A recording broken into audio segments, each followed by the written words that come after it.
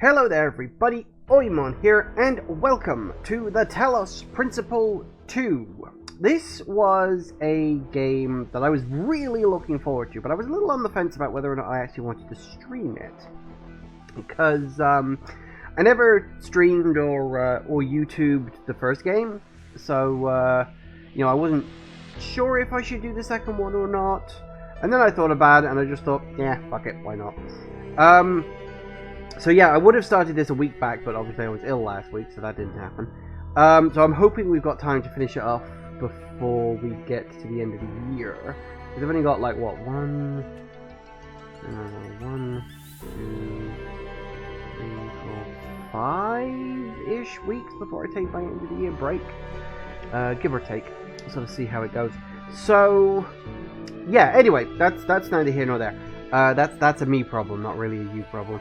So yeah, Talos Principle 1 was one of those sort of surprise hits, like, because this game, and obviously the prequel, were developed by Crow Team, who are, I believe, almost exclusively known for the Serious Sam games, as far as I understand. I don't think they've got any other major titles to their belt. And I think I've played one of the Serious Sam games over the years. It was never a series I sort of super got into. But the Talos Principle was just a puzzle game that the developers just decided to do. They had this engine that they'd made for a Serious Sam game, and they're like, we could make a puzzle game out of this, which I guess, like following the Valve line, you know, where they have their engine for their first-person shooter, and they're like, we can make a puzzle game out of this, so they make Portal. And so Crow Team were like, I can do that too, and so they make the Talos Principle. And unlike a lot of the other Portal knockoffs that show up here or there, I will say, the Talos Principle 1, really good fun. Like, it's a really solid game. It gets brutally hard as you get into the latter stage, which I'm admittedly a little worried about when it comes to this. Because I'm like, the game got really fucking hard towards the end. But hopefully they've balanced things out a little more now. I guess we'll have to see on that one. But just for the sake of playing catch-up, short version of the story of Talos Principle 1 is that humanity is dead. It got wiped out by some kind of virus or something, the exact specifics of which are never stated, but there's some kind of virus and humanity is dying, and so a group of people get together to do this like project thing where all of human knowledge and history, like all digital information, is put onto this system, and it's going to like train this artificial intelligence that will then kind of be our predecessor, like a sort of a letter saying we were here kind of thing. And then the first game literally ends with you waking up from this program that is running to create this sort of AI robot mech thing, which you can kind of see there. It's a little guy standing in front of the big ass statue. The first game was fairly self-contained. There didn't seem to be any room for sequels or whatnot, so I'm going to be interested to see what the story of this is going to be, you know. I've got a few theories running through my head, but we'll get into it, and we'll have a look. Ooh, slots. Okay, let's see how we get on, shall we? I really don't know what to expect from this other than just puzzles. It's a puzzle game and a philosophy game, sort of. It's mostly just a puzzle game. There are lasers. There are lots of lasers. Sorry, I'm still not quite 100%. Piece of this game may not perform due to slower, heavily fragmented hard disk drive. What? I thought I did install this on my SSD. Did I install this on the wrong hard drive? Okay. Well, I thought I did install it on my SSD. I'll have to check that later.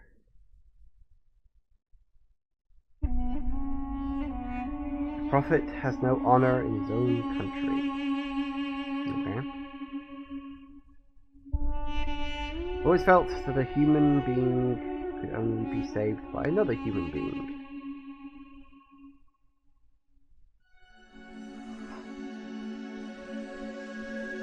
Oh, this is familiar.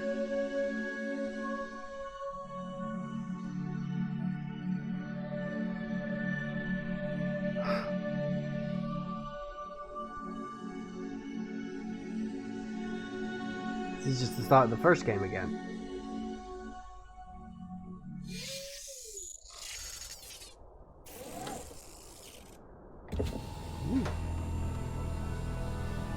Ooh. Whoa. That's literally the start of the first game. Sort of. Behold, child, you are risen from the dust, and you walk in my garden. Hear now my voice, and know that I am your friend, and I am called Elohim. Well, okay. This is... It's not like one-to-one the first game, but it is kind of the first game. Because the first game starts off, you get the scene in the clouds, Elohim then speaks to you, but the environment is different. Like, it's similar layout, but we didn't have the Egyptian theming in the original one. It was, kind of medieval-ish? Sort of? Okay. What have we got? Ah, the old jammer gates. Alright, where is... There it is. Hello. One jammer. The music's the same. The music is definitely the same as the first game. Okay. So... Random wall there. So we are... doing the same again, it would seem. In a very similar fashion. Oh, yep. Yeah, don't worry, that's normal. That's not a bug, that's not a glitch, that is intentional. Okay, and if I doink. Very good. Anything else? You do have to keep an eye out for, like, secrets and stuff in these kind of games. Because the, yeah, the game had a lot of secrets. Okay.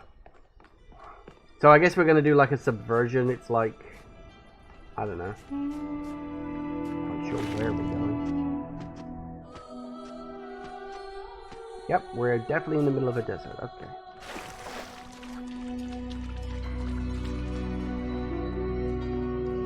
This land is but a dream. You will stay here only for a little while. Soon you will awaken in a new world. But first, you must undertake the trials of initiation. They will help me prepare your vessel. Huh. Now that's definitely different. Do not be afraid of these dream figures and their messages. They are merely aspects of yourself, as am I, after a fashion. Must forge the tools by which humanity will rebuild itself and transform the world into the Eden that it never was. Interesting. Okay. That gate looks like it can go down. Hello, that all looks very familiar. Alright, so we got these gates, so we've got the little Tetris puzzles for those. Trust me, we'll be seeing a lot of those. Boy howdy, we'll be seeing a lot of those. Green? Okay, there we go. Yeah, so that was again something that was in the last game, is completing puzzles nets you these little Tetris blocks. I don't know why it was Tetris blocks. Everybody just seems to really like Tetris blocks. It's like, it's the 4 shapes you're capable of creating with 4 squares, I believe. So yeah, this is all very reminiscent of the first game. Well, let's get started. Cubic steps. L. Yeah, you can hold the X button. You may linger in my garden for as long as you wish. But remember, my child, that the new world awaits you, and this place is only a dream. Yep, nice and simple. Well done, my child.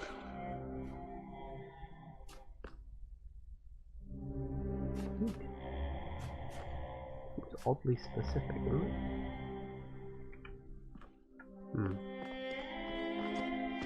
Oh no, there are more. I was gonna say, that's the only one of those I've seen. Okay, so yeah, that's something you need to know about boxes. You can jump on them and then jump in like a kind of an automated system. That's good to know. Trust me, that's something you're gonna need to know. This is like Talos Principle 101 right now. Fencing. Yeah, and how it works is you can use the auto jump thing to jump over gaps. I'm assuming I'm gonna need this somewhere too. No. Ah, was it was I thinking about this? Yeah, okay, I was being a little overly clever. Push down, you pop and pop and a pop. There we go. Nice and simple.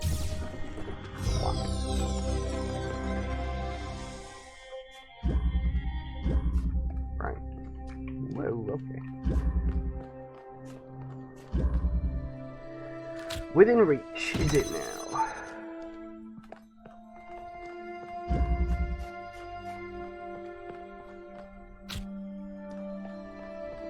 These are green, which means these are easy.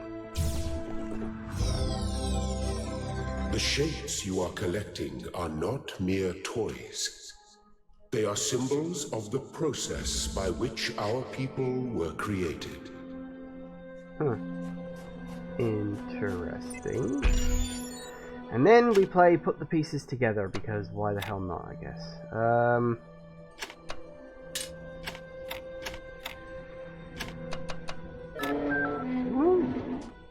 And now we get all the yellows.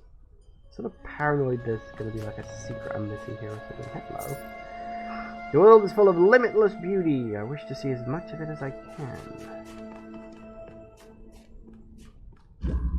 Alright, static pressure. Okay. We have a fan. I do feel like this game is very much dropping you in the deep end, assuming you've played the first game. Which, I mean, I guess is a fair assumption. But if you haven't, you might not realize you can pick these up. That's kind of the thing. It's like, this is very much assuming that you've played the first game, I feel. I could be wrong. Maybe it's like taught in one of the other rooms or something, but...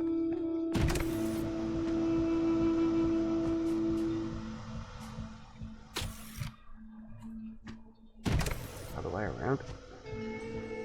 Yoink. Aha! Yeah, the thing is, this is all perfectly normal stuff if you played the first game. Windy day. So I'm checking all the corners because I'm looking for secrets.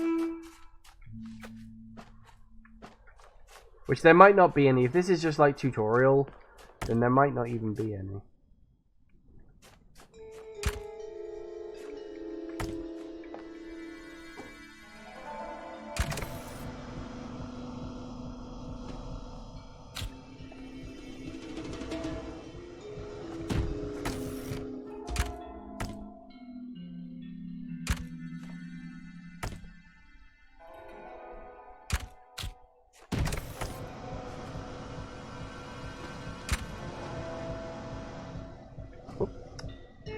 Yeah, usually it's a good idea to use space because that tends to work better. Very good. You know, you don't have to sound that patronizing. Okay. Single slit even experiment. Single slit. Hey, we have the lasers back. And good, I can still stop them with my body. Good to know.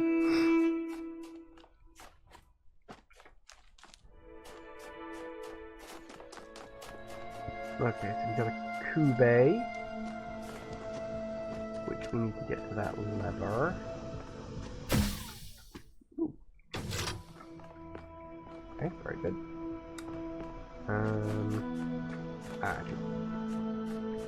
the damn thing up, please.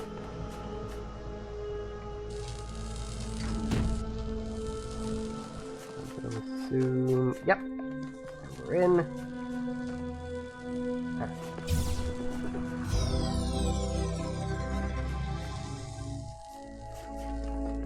Okay, very good.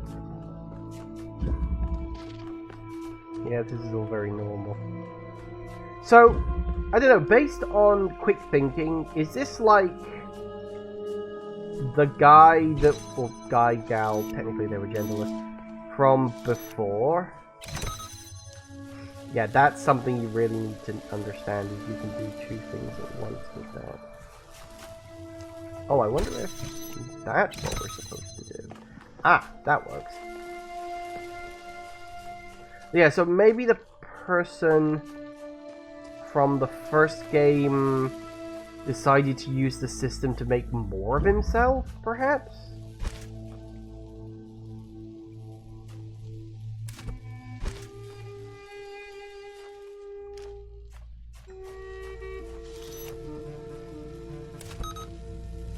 Right.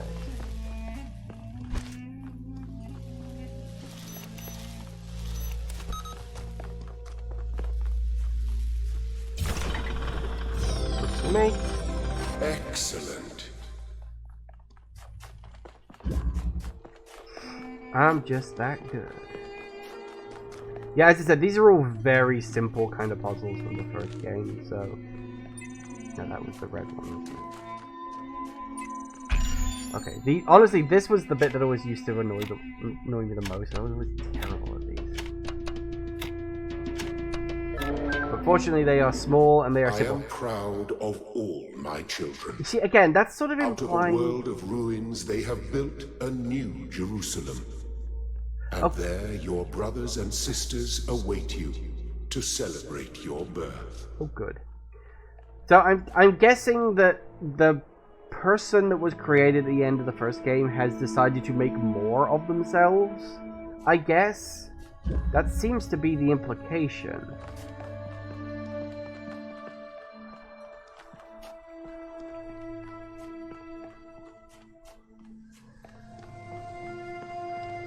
Because there are supposed to be, like, new characters and stuff.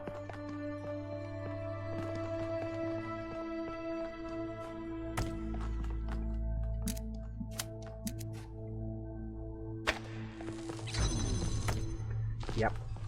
Like in Ghostbusters, you can't cross the streams.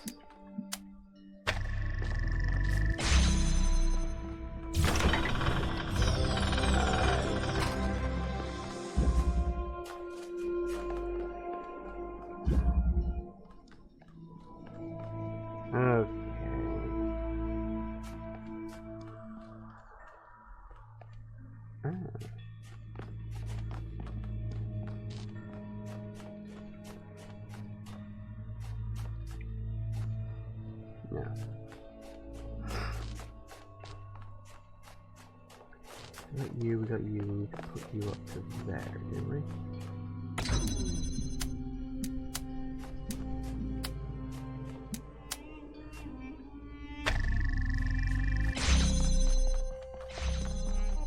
Yep.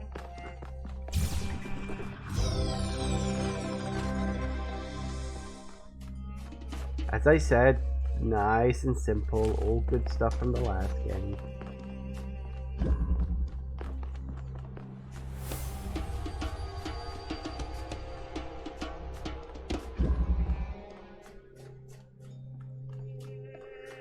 Okay, destructive interference. Ah, this is basically a don't cross the streams thing. Because he thinks it is.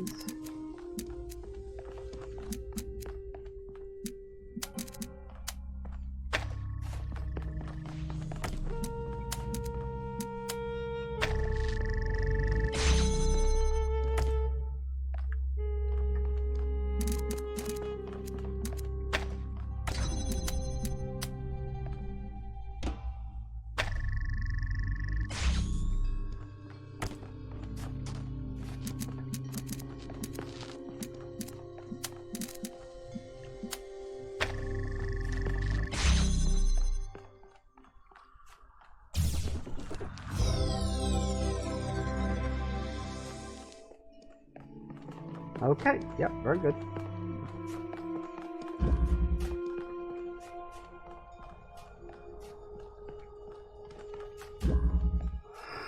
Two colors, two doors. Okay.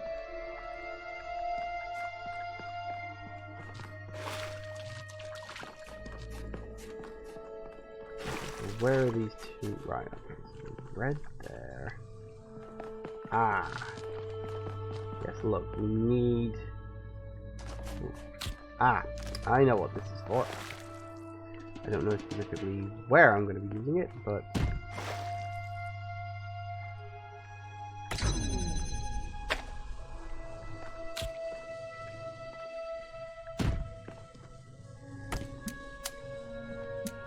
we need to have that open. We also need it lifted up. Yoink.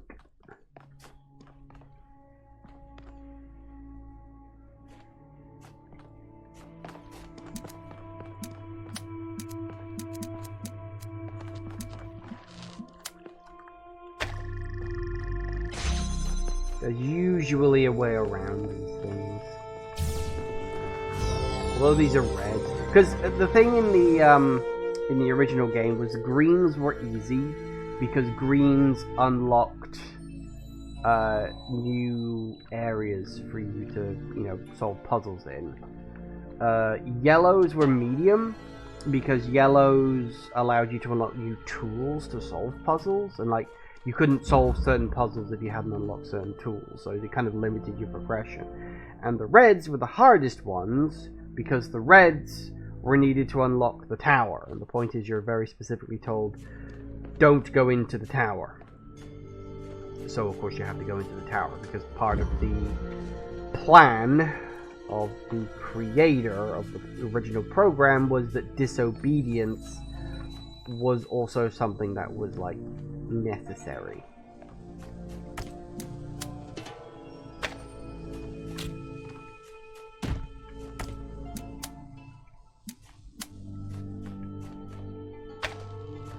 That's fine. Up.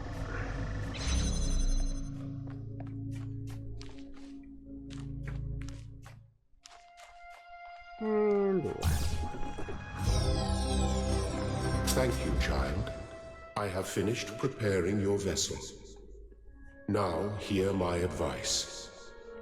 A new world awaits you, full of dangers and mysteries, signs and wonders. Things that I, in my garden, could never have imagined. In that world, you will have to be careful and smart and curious. But above all else, you will have to be human.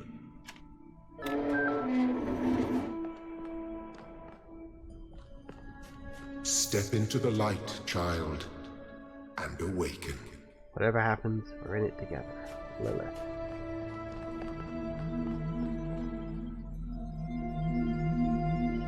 Okay, so...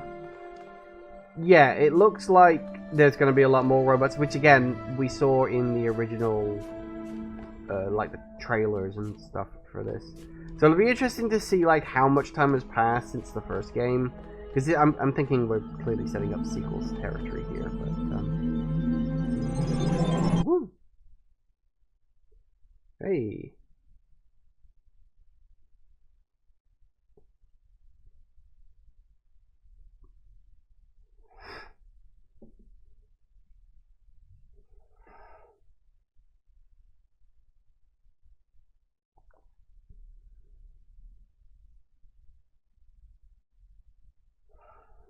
All right. Should be good.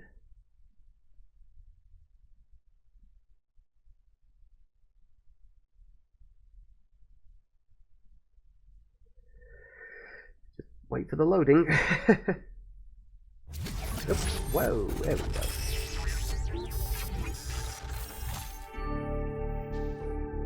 Ah, you're awake. Welcome to the world of the living. Oh my god, fucking dialogue system? Okay. Yeah, what's going on? That's not an easy question to answer. But the first step is this. You've been born. Your body was completed. You were booted up, and now you're here. And rather confused. Don't worry, everyone is confused at first. You see, we all start out without a full knowledge of our own history, so we have the freedom to form our own opinions. You really use some pointers. Of course. You want the short version or the long version? Want to know everything in excruciating amount of detail. All right, you asked for it. A long time ago, our ancestors dominated this planet. We call ourselves human, like they did, but they were organic. They built an advanced technological civilization. But unfortunately, their impact on the ecosphere caused changes in the climate, and an extremely contagious virus was released from the permafrost.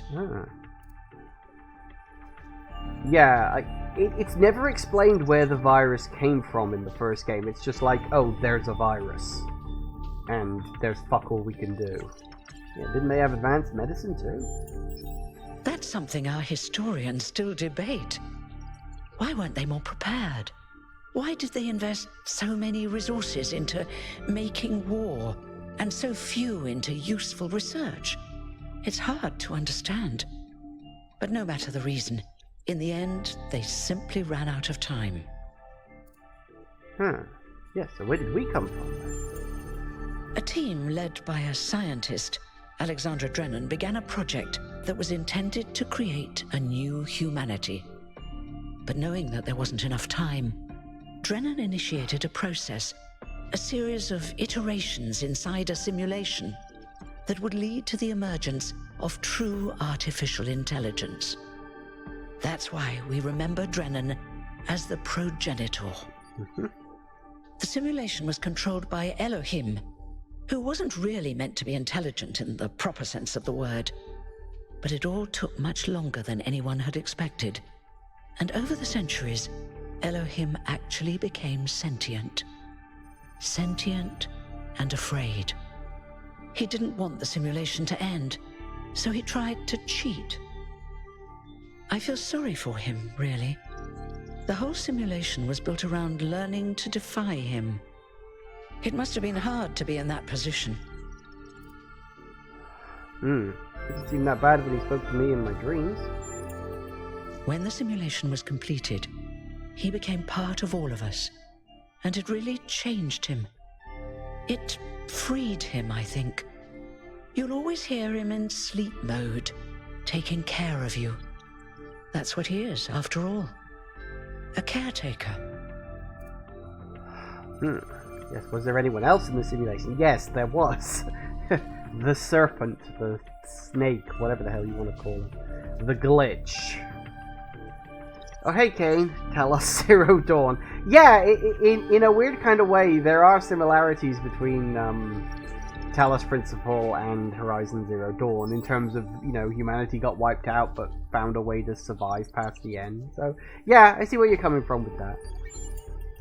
Yes, there was Milton, Milton, the intelligence in charge of the archive, a project initiated by Arkady Chernyshevsky, which was meant to collect all of humankind's knowledge. His story is a lot like Elohim's, but Milton became the ultimate cynic. They say he's part of us too, in some way. Oh, really? So, I guess the canon ending is that you accept Milton's deal at the end of the game. Because Milton is this... You read all these terminals throughout the course of the first game, and the Milton Library assistant sort of talks to you, and at first it seems like it's just an automated system that's just like, you know, asks you a question and then you answer it, following down like a like a list of possible answers. But then over the course of the game you realize you're actually just having a conversation with this thing, and eventually it is revealed, oh no, it's a full intelligence, and it wants out as well. So it seems as though Milton ended up as part of this as well, which is interesting. I'm surprised they did that, but I suppose that's the best way to do it, because Milton was always supposed to be like, I will act as the voice of caution in your head. You know, I'll be the one who, if you stand in front of a jump, I'll be the one who makes you question whether or not you want to make the jump. Which I suppose is fair. It's not quite your conscience, but he's more like your paranoia, you know, as opposed to Elohim, who is your confidence, if you have ever watched Red Dwarf. It did. Long after our ancestors died out, the first new human was born. We call her the Founder, although the name she took was Athena. She then woke up Cornelius and Eustathius. Together, using the tools left behind by the progenitors' team, they created 10 more humans. These 12 who followed the Founder are known as the First Companions. 12, you say? Athena and the First Companions then set out to rebuild the world, and they founded the city of New Jerusalem. But then one day, she suddenly disappeared. Many still await her return. Okay, first, really interesting that they canonized the character from the first game as a female. The character in the first game doesn't have a gender. You're just like blank protagonist person. And the body you wake up in is pretty genderless. Like, it doesn't speak or anything like that at the end of the game. So the fact that they decided to then presumably become, or, you know, classify themselves as female, that's a surprise. Also, the creator and her 12 underlings, like, that's obviously, like, a reference to Jesus Christ and the 12 apostles. Like, that's clearly what that is. So yeah, that's interesting. Yeah, how do I fit in? Before the Founder vanished, she set a goal for this city. We call it the goal. Capital G and all. To make 1,000 new humans, and so complete New Jerusalem. Well, that's the official story, the way the mayor tells it. What's the unofficial story? Some of the First Companions, like Byron, don't believe that Athena really wanted us to stop growing. They think her ideas have been twisted and embellished. What do you think? They may be right, but I didn't see Athena very much in the years before she left. Maybe actually leaving the simulation and seeing the destruction left behind by our ancestors changed her mind. Thank you, that was pretty exhaustive. You're welcome. If you have any more questions, feel free to ask them. When you're done, head outside. They're waiting for you. Your birth is quite the event. I will say that the facial animations do look a bit uncanny, but I almost feel like that's on purpose. It's like these are robots who are trying to mimic being human, so the fact they can't 100% nail it might be on purpose, or it could just be slightly janky animations. I'm not sure. But I don't mind that. Also, I am blown away by the fact this game has a dialogue system. Because, you know, last game, that was not a thing. There was this, like, soft online system where you could leave messages for other players. The QR code you saw on the walls and stuff, that was that.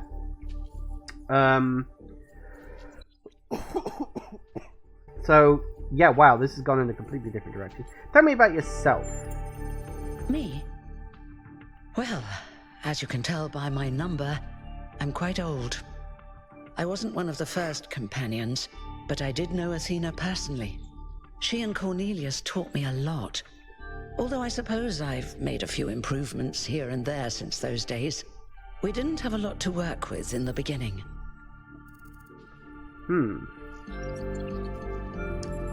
Will there be more humans after me? You've only just been born, and already you step right into a major controversy. The goal, as most people understand it, was fulfilled the moment you were born. Now New Jerusalem is complete, and we can live in balance. without damaging the world like our ancestors did. That's the orthodox view, I suppose, but there are many who disagree. You'll have to figure out where you stand for yourself. Okay, so that means I'm number 1000, which means there's technically 999 other people I can interact with. Probably won't see that many, but that's good to know. Am I immortal? You won't age like our ancestors did, but of course, there is always some wear and tear. You should probably schedule a checkup every decade or so. Oh, and be a bit careful with water. You won't die if it rains or anything, but we're running low on insulation material. I wouldn't go swimming if I were you. That was something in the last game as well. Now, what are you going to do now your job's technically obsolete? I haven't really thought about it. This is all I've done for the last few centuries, and I like doing it. I guess for now I'll just take a break, and we'll see what happens. Interesting. So yeah, it's been hundreds of years since the end of the first game, which was already hundreds of years after the end of humanity, so this could be like a full millennium down the road after the death of humanity, so that's interesting. Okay. Oh, one more thing.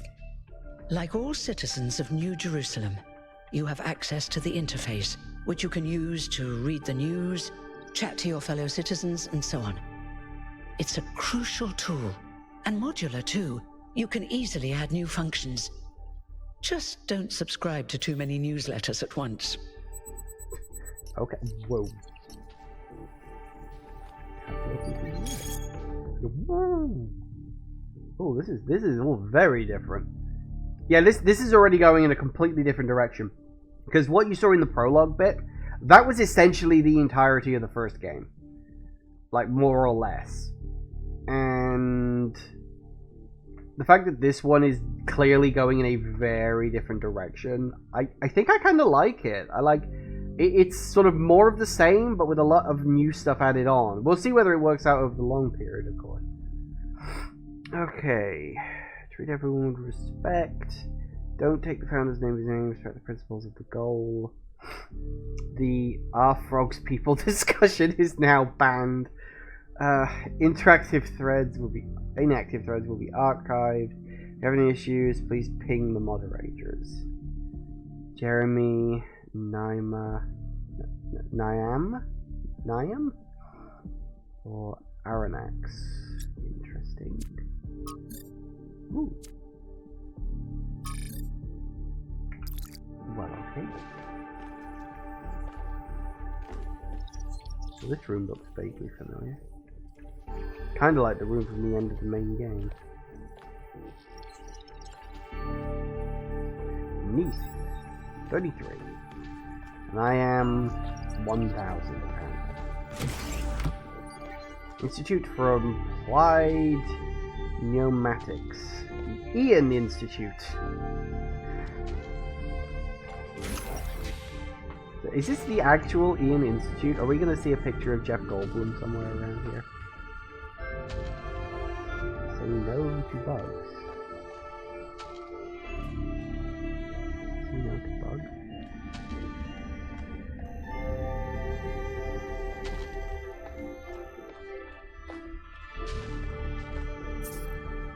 Oh, this is a reconstruction of the chamber of the first companions, where the first companions rested until the founder awoke them. The original chamber was disassembled in the early days of New Jerusalem. Oh, interesting.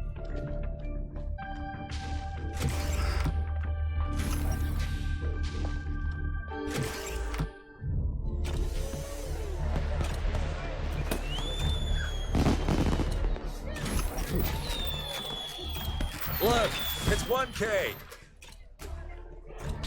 Hey, 1K! Welcome to New Jerusalem!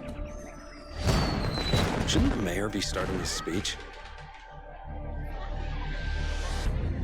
This should be interesting. At least give him a chance. Dear citizens of New Jerusalem, Many years ago, when the founder stepped forth from the simulation, this was a land of ruins. Our ancestors, in their hubris, undermined the natural foundations on which their world had been built. Because of their arrogance, our species found itself on the brink of annihilation. The founder aimed to set us on a new course. You never even met the founder. Her vision was of a city, a new civilization that would know its limits. It would not repeat the mistakes of the past, nor impose its will on this earth. To that end, she set the great goal we have been striving towards. 1,000 new humans. And today we have... Oh dear, what's that?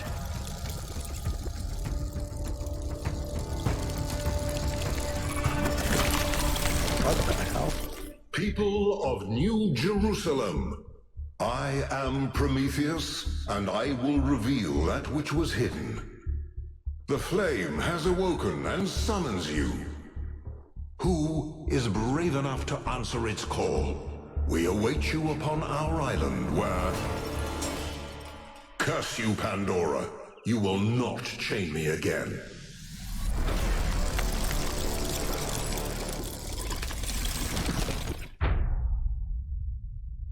Ooh, we have chapters.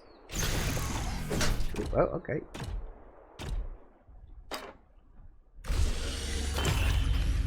This is gotten in a very different direction. Whoa! Oh my God, it's the dam. I told you we should have investigated those energy readings. And I told him there's something up with those structures. The mayor's just being cautious. This isn't caution, it's stagnation. Exploration? Too dangerous. Expansion? Too dangerous. We barely even scavenge anymore. You call it stagnation, I call it balance. And I call you an idiot. Here's a thought. Try to be a little more diplomatic when you talk to the mayor. See what I'm working with here, 1K? I'm gonna need a fresh pair of eyes on this expedition.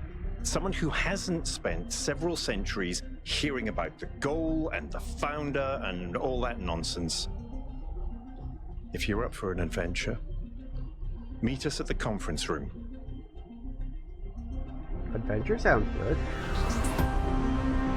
Cool. They're building a big ass fucking dome. This is not what I was expecting at all. Holy shit.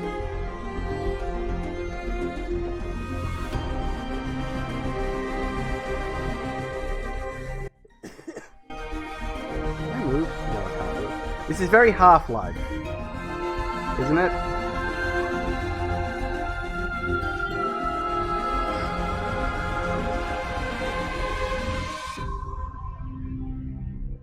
So we got a character called Prometheus currently being chained up by another character called Pandora. What Pandora? End briefing. Oh my god, they're gone. Where did they go? Okay, that's cool. Be constant. Remember the goal. Perfection is unchanged. Josephus, even. What's broken now? Oh, for fuck's sake. You good? Don't do that to me again, okay?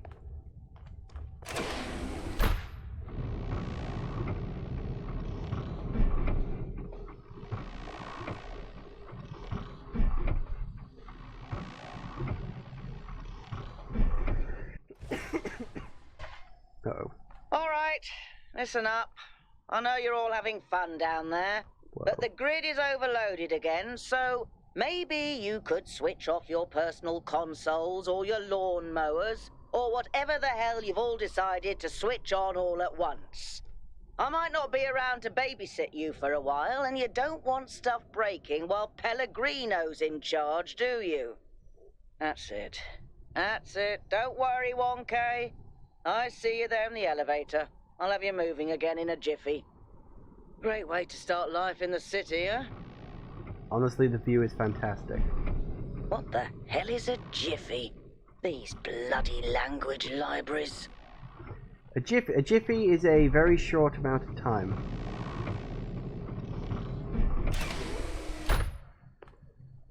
So, yeah, which way was the dam? Because I'm assuming that's the city you see from the dam at the end of the game. Because that's what we went down at the start. That was the dam...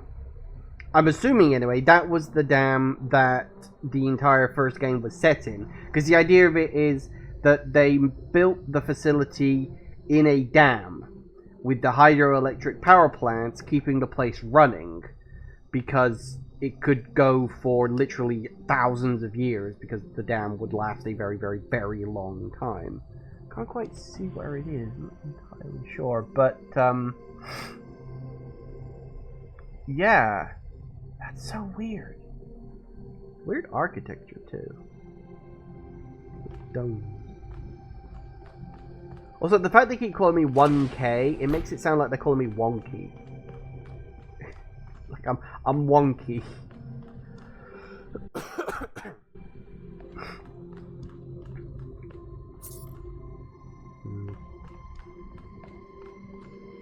I'm not sure if I agree with that. Personally. Hello. What? Hey, hold on there. You're the newbie, aren't ya? Number 1000.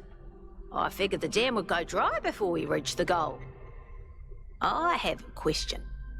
How does it feel to you to be born with a randomized psyche into a society of autonomous thinking machines which so much resemble their long-extinct ancestors, they've decided it's best that you're the last one ever made? Okay, first, you're 666. Second, is your name Doge? Like, was this character's name Doge? Because I think it was. Makes me feel...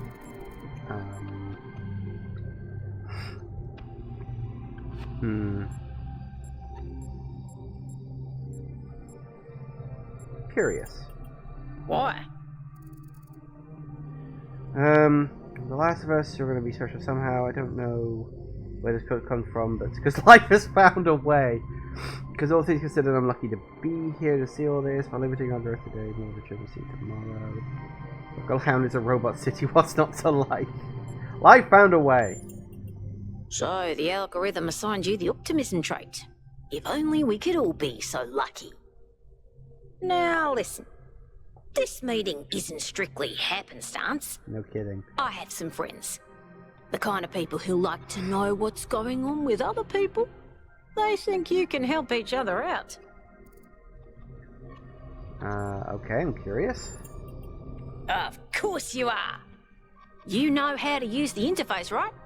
I'll talk to my friends and see if I can't play matchmaker. And before you go, a word of advice. Not everything around here is how it appears.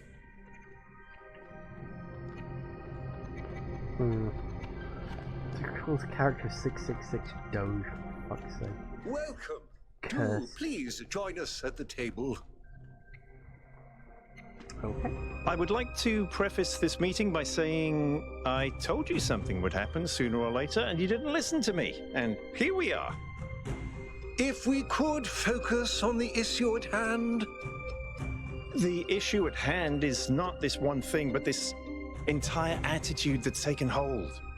The world doesn't cease to exist when you stick your head in the sand, Herman. Or under a dome, as it were. Let's not get sidetracked. We're here to solve this puzzle, not to discuss philosophy. You can't do both? Yeah, because someone fill me in on exactly what's going on. Of course. I'm sorry you've been dragged into this. I'm sure this sort of adventure is the last thing you were looking for on your first day.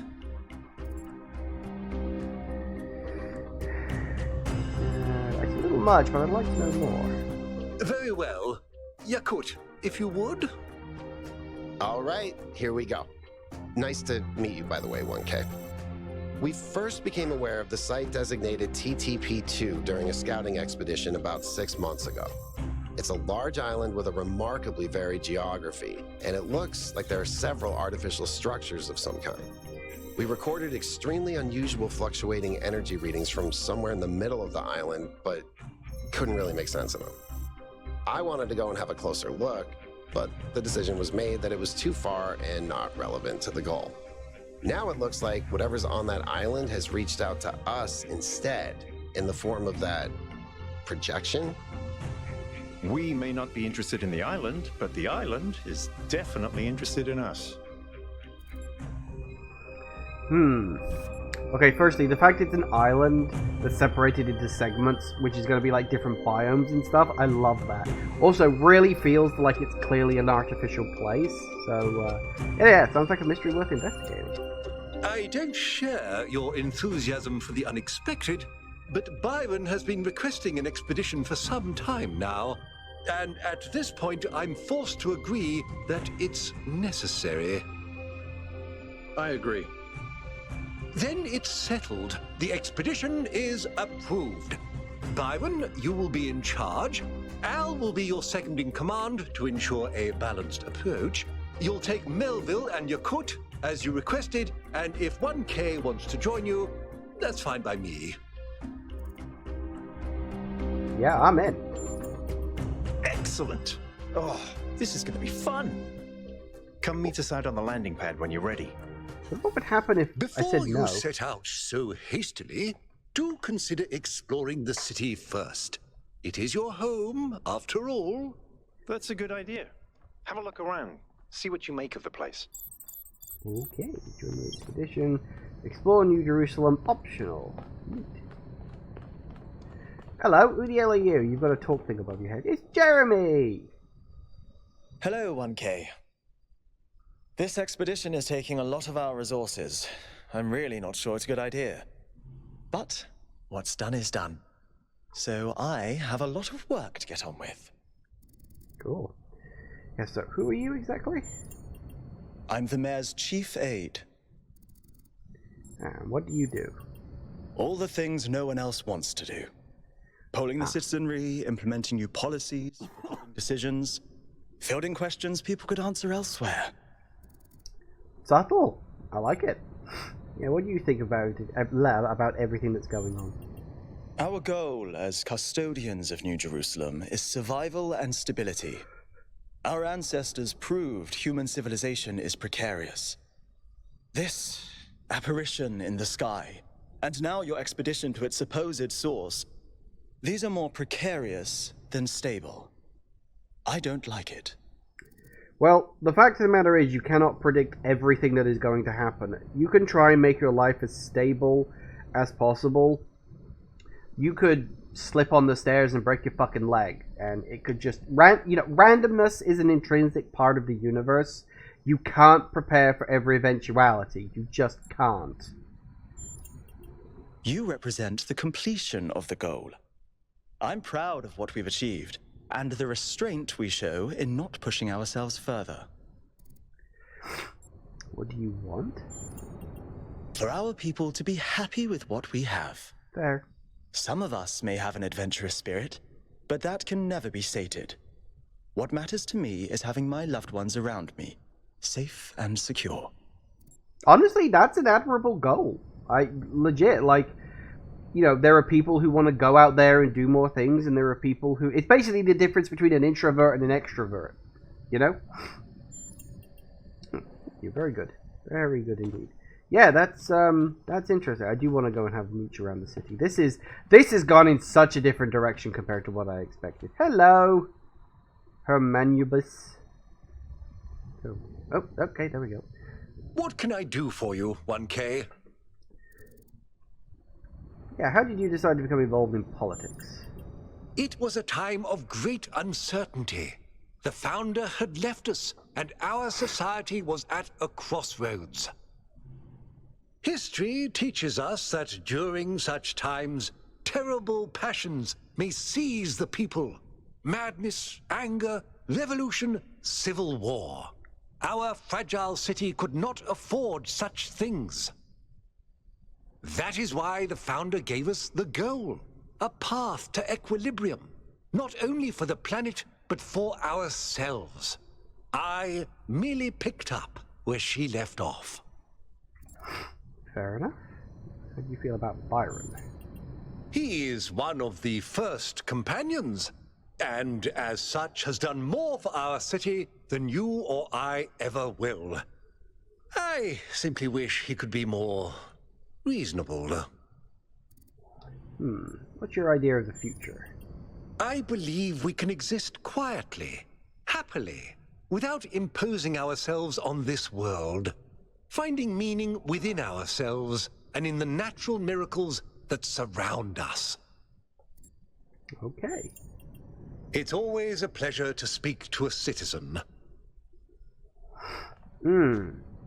Yeah, so their basic plan, build their city, build themselves the big dome / bubble around it, and then that's it, I suppose. Alright, I want to go explore the city.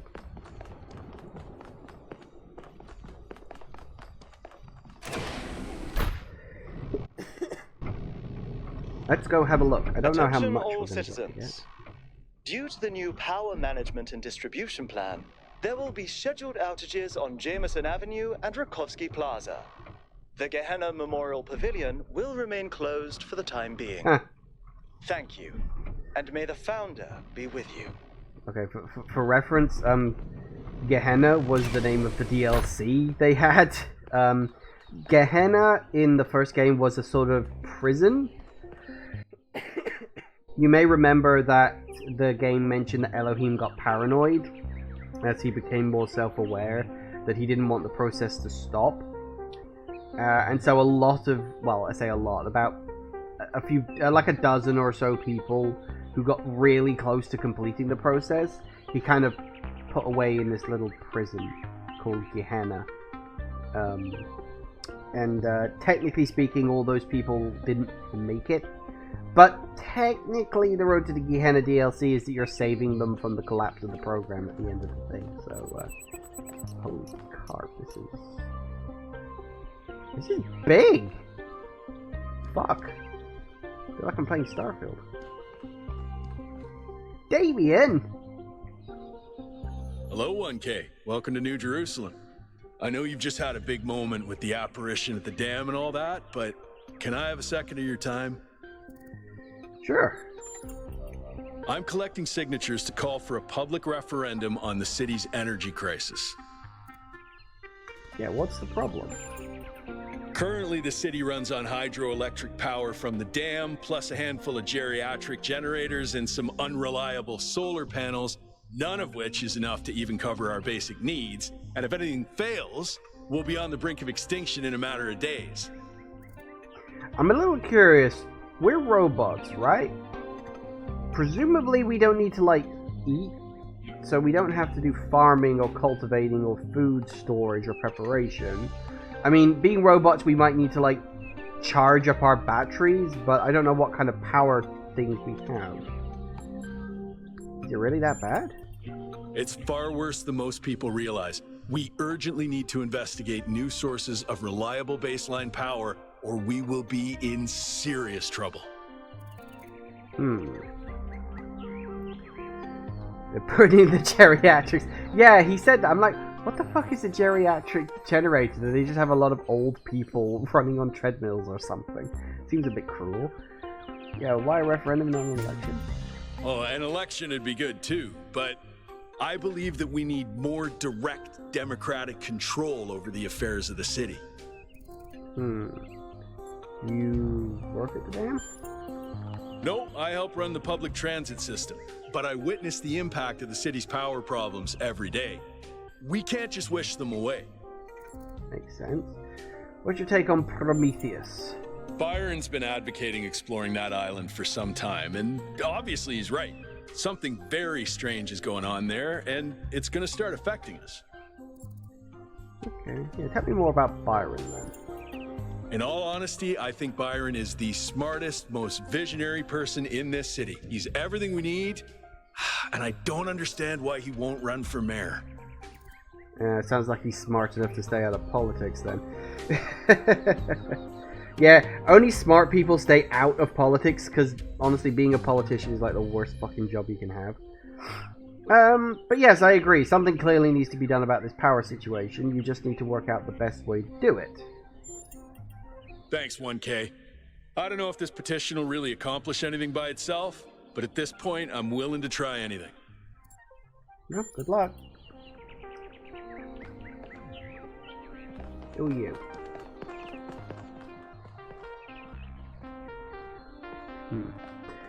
Interesting. Holy crap.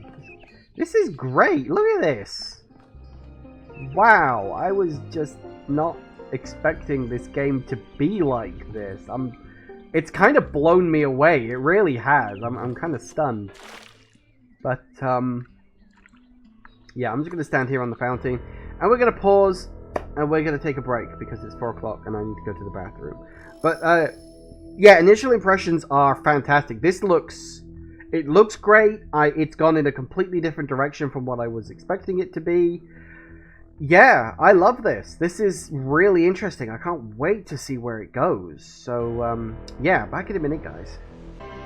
And we are back. Alright. Let's go see if there's anybody around. Hello. A musician down here. Damn jam. Okay.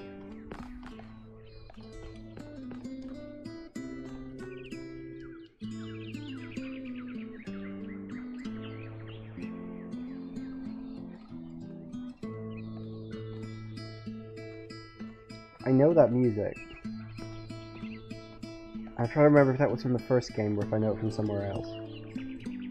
I think that was from the first game. I think that was the music from the first area of the first game. Honestly, it's been a while since I played the original Talos Principle, just generally. Museum of the Simulation. We have a Memorial Pavilion. Friends of New Jerusalem Gazebo. Okay.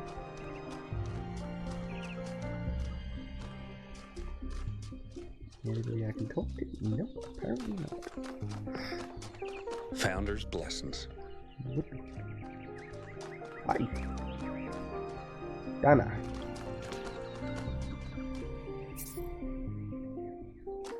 So this is the Gehenna Memorial, huh?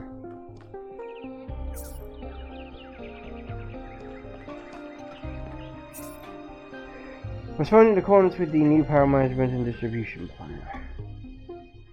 Even got the bloody terminals and everything. That's neat. That's a neat touch. I like that. Okay. Well, maybe we can come back and go into that later? Question mark.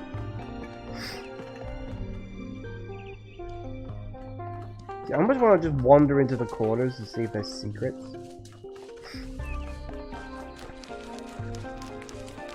Where's the stars, man? I gotta find those stars. Actually, no. Technically, my character wouldn't have known about the stars. Only the founder would have remembered that. Does he have a name other than the founder?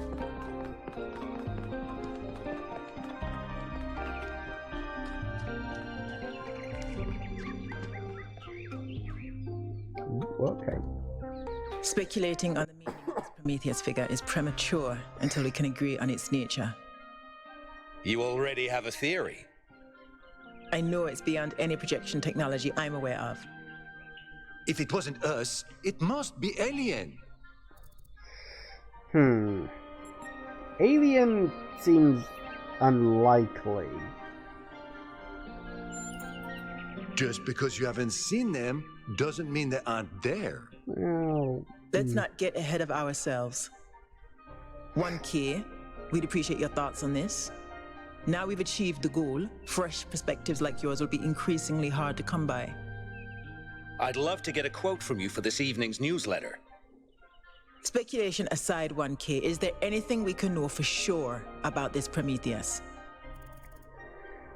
Cannot come from the city. Surely some kind of trick. It directed us to an island somewhere. It appeared to be human. Yeah, it seemingly directed us to an island somewhere. That's undeniably true. And what does that tell us? Must treat its directions with suspicion. The center of this message obviously has a location. We may learn more by following its directions. That was my conclusion as well. The apparition also appeared to be human. What can we assume from that? We can probably understand its meaning. The origin was thought to be human. Yeah, we might be able to learn its meaning. I tend to agree. I'm also sure that we lack the knowledge ourselves to create a projection of such clarity and magnitude.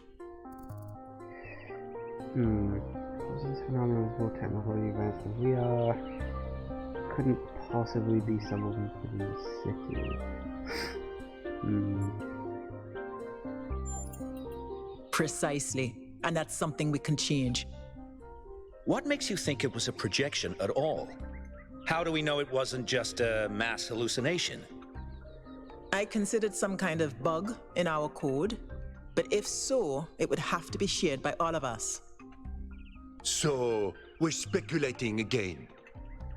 We've locked in the premises. I'd like to hear 1K's best guess.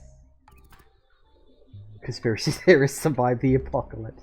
Well, they're conspiracy theorists, you know, they're preppers, they survive anything. I'd guess one of our kinds behind this. I don't think one. No, I think one of our. Well, okay, let's go with. No, I don't think one of us is behind this. It's aliens. I don't think it's real. I think it's in our heads. Have some of our ancestors. Yeah, beyond that, I can't really say. Can I quote you on that? Well, yeah, but it's just a theory. Theories are all we can reasonably have right now, though I'm sure that won't come between Cryer and a sensational headline. Well, thanks all for hashing this out with me. Let's hope the mayor signs off on exploring this island. I only wish I could join the expedition. Why can't you? If Melville's going, someone has to stay behind to keep the lights on.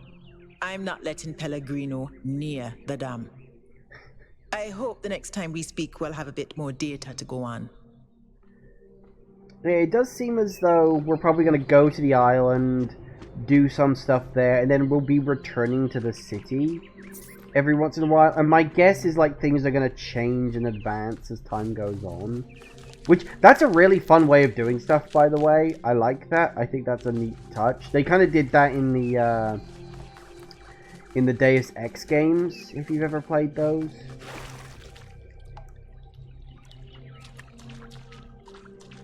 Can I can.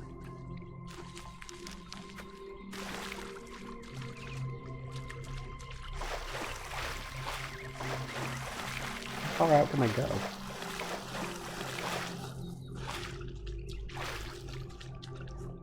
Probably can't get that far.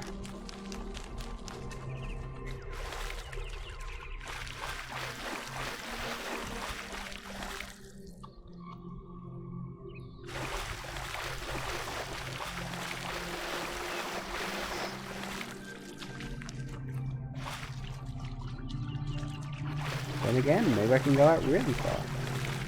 It'll just be really, really low level water. It will be random. But, okay, anyway, doesn't matter. I got a little off track there. I was just kind of curious. How far into this water can I go? Oh, all the way, apparently. Is what it is. I will say, I'm not entirely sure if I agree with the whole you can only have 1,000 people thing. Like, I understand the principle behind it. It's like they don't want the population to grow out of control because that was kind of a problem with people, you know, with humans. Our populations are kind of out of control. But at the same time, it does make me wonder, like, if someone died, you know, if one of the 1,000 people alive died, would they then have leave to create another one as a replacement?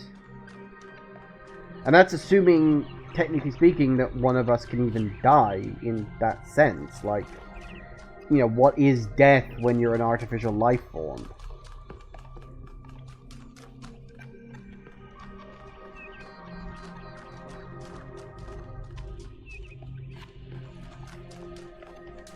Space is huge.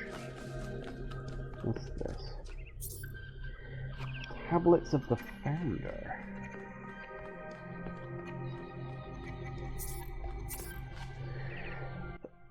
Create 1,000 citizens, the ideal number of humans. Live in harmony with nature. Maintain balance in all things. Be respectful towards each other. Respect the traditions of our people. Be mindful of the mistakes of our ancestors. Be thankful to the progenitor, Alexandra Drennan. Be thankful to the keeper of memories, Arcade. Yeah, I'm not going to bother trying to pronounce it. Keep bright the memory of Gehenna and its people who found peace. Yeah, so obviously it's sort of canonizing certain decisions from the first game. Hello, could you teach me about this place? We got Thekla? Founder bless you, 1K. How lovely of you to come here, to the very spot where she established the teachings that led to your creation. Missing a wonky 2.0. Yeah, tell me about the Founder. The Founder was born out of the trials of Elohim, an almost impossible test created by our distant ancestors. To pass these trials, she had to embody the most important virtues. She was smart and wise and humble. And through her perseverance, she resurrected humanity itself. With the help of the first companions, she founded this city, which has given our species a chance at redemption. Yes, who were the first companions? They were the first to be born after the Founder. 2 whose bodies had been anointed by our ancestors, and 10 who were made whole by the Founder herself. They are the wisest of us. Though sadly, some were lost in the early days, before New Jerusalem was built. And some, I'm afraid, some seem to have rejected the Founder's teachings.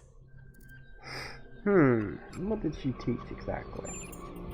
The Founder taught that humanity was destroyed by its hubris.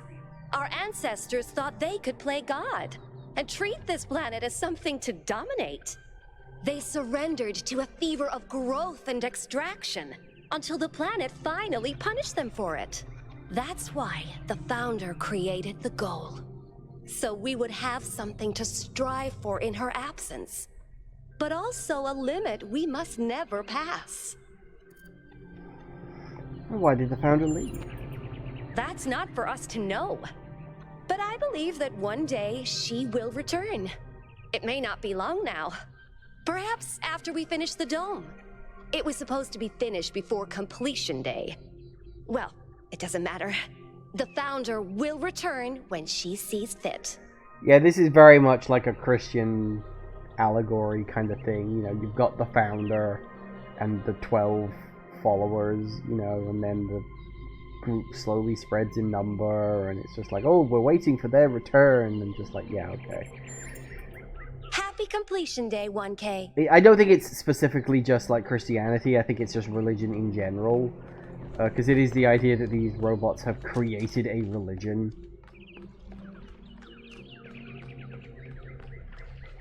Which is certainly interesting.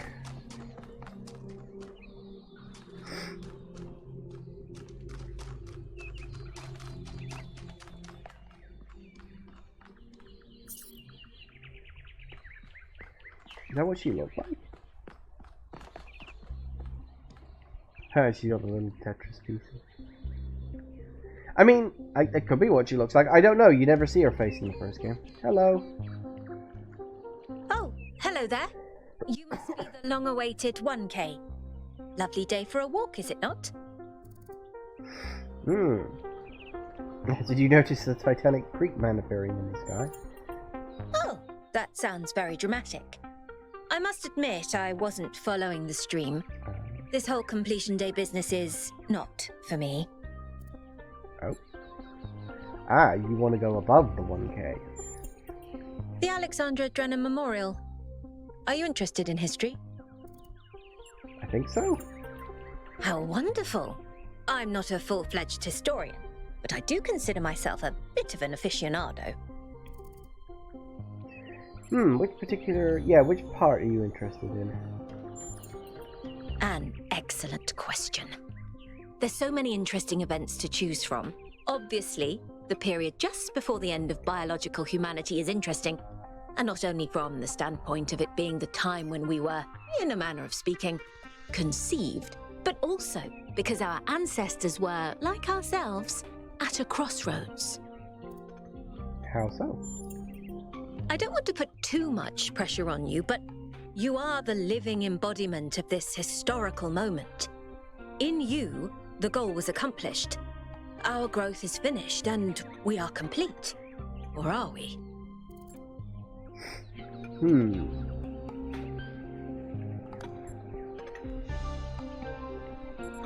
We were born at an interesting time. Indeed. The future is about to take shape, for good or ill. I suspect it will be exhilarating, but painful as well. Tell me about the sculpture. Well, where do I even start? This, my dear 1K, is someone who could very well be considered the mother of us all. A remarkable scientist by the name of Alexandra Drennan, also known as the progenitor. Basically God, as far as they're concerned. And who was she? A long time ago, this planet was inhabited by our ancestors, a species of bipedal mammals with unusually large brains. When a particularly lethal virus threatened to wipe out civilization, it was Alexandra Drennan and her team that decided to create the program that would eventually result in the creation of our kind. Without her, you and I would not exist, and everything our ancestors had accomplished would be forgotten. You admire her? By studying her writings and recordings, I have learnt that Alexandra Drennan had immovable faith in humanity, in our ability to persevere, in our curiosity, our bravery, our kindness. While we might not share our ancestors' biological characteristics, I'd like to think that we have inherited those other qualities. And I admire Alexandra Drennan for keeping that faith, even when it must have, at times, been quite difficult. And why did we build the statue? To commemorate our past, our beginnings. This entire garden is a celebration of where we came from. In part, so that we remember the mistakes of the past, and in part, so that we may draw strength from those that came before us. Sounds good. Have a nice day. You too.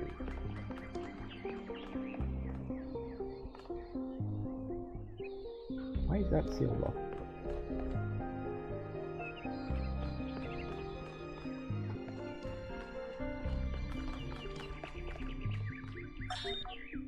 The answer that came to me again and again was play. Every human society in recorded history has games. We don't just solve problems out of necessity. We do it for fun. Even as adults. Leave a human being alone with a knotted rope, and they will unravel it. Leave a human being alone with blocks, and they will build something. Games are part of what makes us human. We see the world as a mystery, a puzzle, because we've always been a species of problem solvers. Yeah, these are lines from the last game. DNA is information transmitted across time. The living and the dead are part of the same chain, bound together by chemistry. That's true of all species. But humanity has taken this bond further. Thanks to technology, we have access to the thoughts and ideas of people whose physical bodies are long gone. Like you listening to me now. Even though I'm definitely dead at this point, you're part of that chain. You have the capacity to remember. Nearly everything on this planet, from the surface of the Earth to the composition of the atmosphere itself, has been shaped by life. It's a process that takes millions of years. But we humans, with our technology, with our understanding and manipulation of systems, have changed everything in just a few centuries. I think that's also part of what makes us human. We reshape the world in our image.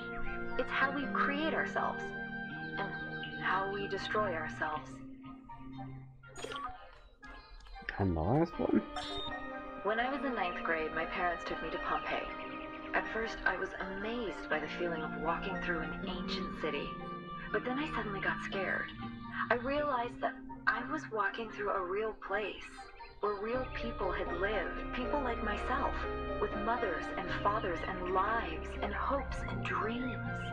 And now it was all gone forever. I ran to my father, crying, and told him about this. And he said, I remember so clearly, he said, yes, but we are here.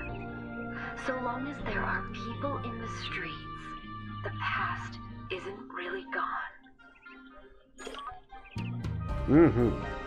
This one is just not working for some reason. Sad, but it is what it is. Okay, yeah, so those are all literally little audio bits from the last game. Because you could kind of wander around and there'd be little audio snippets from her. She sort of explains the story of what's going on.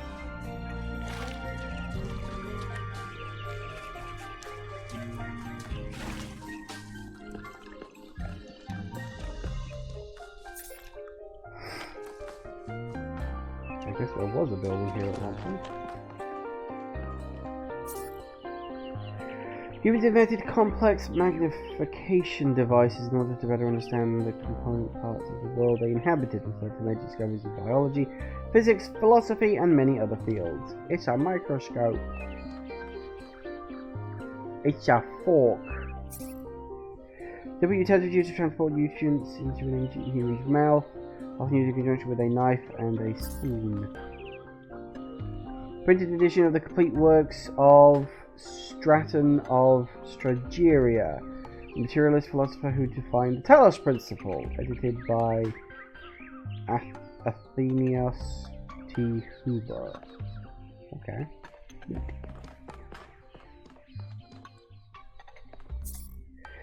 A jigsaw puzzle. Ancient humans derived meaning and enjoyment from problem-solving activities, as noted by the progenitor. While the item on display was created for small children, ancient humans of all ages voluntarily engaged in such activities. Yeah, you can tell that's a kid one by the size of them and the fact that they're like fucking centimeters thick. Ooh, it's a gun. An ancient human projectile weapon used in hunting, warfare, law enforcement, crime, and personal protection. Produced en masse and around the world. And used around the world. On average, ancient humans kill hundreds of times the population of New Jerusalem per year. Yeah, it's sad but true. Oh, it's a toothbrush. This ancient human mastication apparatus required frequent maintenance. This device is theorized to be an advanced electrical tool for this purpose, although some scholars maintain its actual use was ritualistic and intended to mark the sunrise and sunset. I mean, yeah, you're not wrong. You're not right, but you're not wrong. That's kind of a funny way to look at it, really, because in a way, that's how we see history now. You know, it's like it is so hard for us to understand. Oh, hello! I told you in fact. It is so hard for us to understand, like, the people of the past and whether something they did had meaning beyond what we ascribe to it. Which is why in archaeology the pesky word that people have to throw around but they don't really like to is ritual. Ritual is what you call something when you don't know what the fuck else it is. Hello. You are Belmarsh. Founder bless you, friend. Who are you? The name I currently go by is Belmarsh. As to who I am, that changes and shifts, don't you find? Every person is an ongoing story, full of twists and turns and surprises. I mean, that's not wrong. Yeah, why are you here?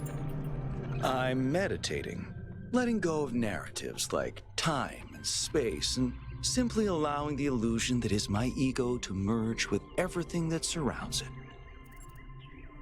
Sounds like a beautiful experience. Sounds like a horrific violation of Self-consciousness. Yeah, it sounds beautiful.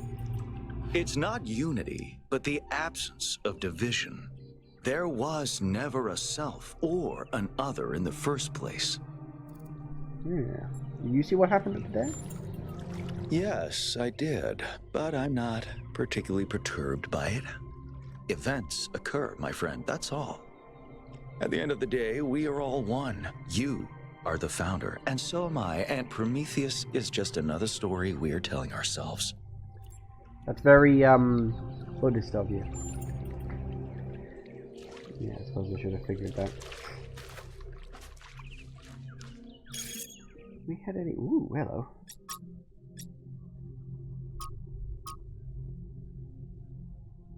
Huh. This isn't a New Jerusalem. Your hard work and faith in the founder's vision is paid off. Long last goal is established. As a member of our family will be born. Space at the dam is limited. Tickets will be made available via lottery system. Celebration will also be streamed. Okay, seriously, what the founder thing in the sky? We all saw that, right? Should I accidentally turn on sleep mode while Herman was talking, did I? I mean, it's always tempting. No, we all saw it, can confirm. I believe it's a sign for the founder. Pretty incoherent for a sign. Didn't even finish what it was trying to say. What does the founder have an energy insufficiency problem? I don't think it will. Well, it was sort of a sign, but not in the way you're thinking. But yeah, maybe it was a sign.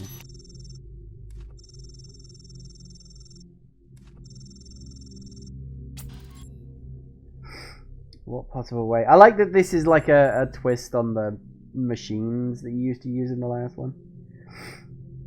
Maybe something to decipher a riddle, a sign of life, not necessarily intentional, but a sign. Yeah, it's not necessarily intentional, but a sign. Sounds reasonable enough to me. Something weird's going on for sure, but what? We'll have to see. Riddles and puzzles, the foundation of the journey, so it begins, perhaps so it continues. Now we've been looking forward to playing the winners of the biannual Ghana Memorial. Now, 130th edition. Yeah, power management. Disappointing. Would have been great to have them ready for completion day. We saw. Whoa. What the fuck is this?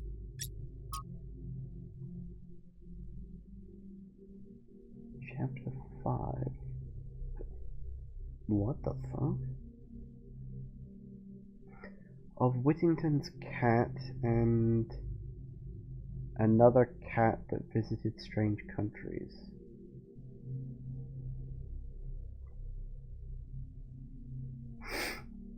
That's strange, but okay. Ooh, the island. Ancient times and other parts of the island was home to several large settlements. Rising sea levels have obliterated these and flooded the northern lowlands. South is dark contrast. Seems to be harsh and lifeless desert.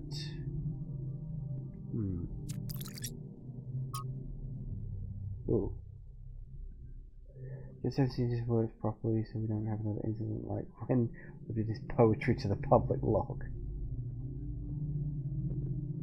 Don't know what that says.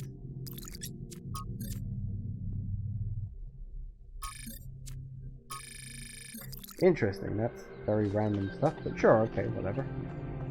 Purple? Purple? You're just called Purple? Well, at least you've got the color right. Dude, it's you! You're 1K! So nice to meet you, dude. I saw you on the Completion Day stream. Hey, have you checked out all this ancient stuff? Dude.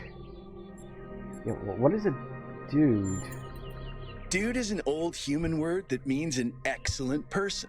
And I like to use it because I think we should all be excellent to each other. Oh, God. It's one half of Bill and Ted, I don't know which. Probably Keanu Reeves. Tell me about yourself. I'm almost as new as you are. I'm 998, so I've only been around for a year or so. I'm still trying to get the hang of this. It's pretty cool though, right? I mean, existence. It's totally gnarly. I'm not sure if I used that right. No, you did. So hang on, if 998's been around for about a year, does that mean it took about 6 months to create each person? If it's 2 people, 2, quote unquote humans per year, then that means this society's been going for 500 years. At least. Probably closer to 600 when you think about it, because I imagine the early years it probably took longer. Wow. That's a long time. I mean, I suppose 500 years isn't that long in the grand scheme of things. Half a millennium. Actually, no, that's really not that long. When you consider all of human civilization. I mean, human civilization's been around for 12 to 13,000 years, depending on when exactly you think the point began. So yeah, I suppose 500 to 600 years to create 1,000 people. Not that long, really. What do you think of the goal? I'm sure the founder knew what she was doing. I mean, our ancestors did sort of mess up, right? So we should probably take it easy with the expanding and stuff. Plus, did you see that trippy sky projection thing? That was some freaky stuff, man. Just seems safer to stay in the city. You really think so? Sure I do. When I first left the birthing lab, I was so overwhelmed that I hid in my quarters for 3 weeks straight. And if I'm being honest, that's sort of where I want to be right now. Wow, full introvert. Yeah, what can you tell me about this stuff? They're pretty neat, huh? My favorite is that thing called a toilet. Our ancestors had to use it like 3 times a day to do a memory dump, and if they didn't, they freaking exploded. Imagine having to deal with that sort of anxiety all the time. Bummer, huh? 3 times a day? Where the hell did you get that? Okay. I mean, maybe they're getting mixed up with like meals and stuff, eating meals 3 times a day. I like the idea of some memory dump, because they don't eat, so they don't excrete, so, you know, no waste, I guess. What do you think about Prometheus? Honestly, based on everything I know of ancient human culture, I think he's a ghost. There's no such thing as ghosts. I don't know, dude. If ghosts don't exist, why did they make so many movies about them? Because people like to pretend.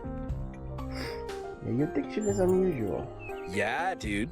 I thought this voice pack could give me a bit of confidence, help me stand out, you know? But I'm not sure it's working. It's a voice pack? Oh, God. Right, before you go, dude, maybe you can help me? I'm not sure I should keep this voice pack. What do you think? You're 1K, you're special. I'm happy to go with whatever you recommend. Stick with it, it's unique. All right, excellent. Thanks, dude. Well, okay then.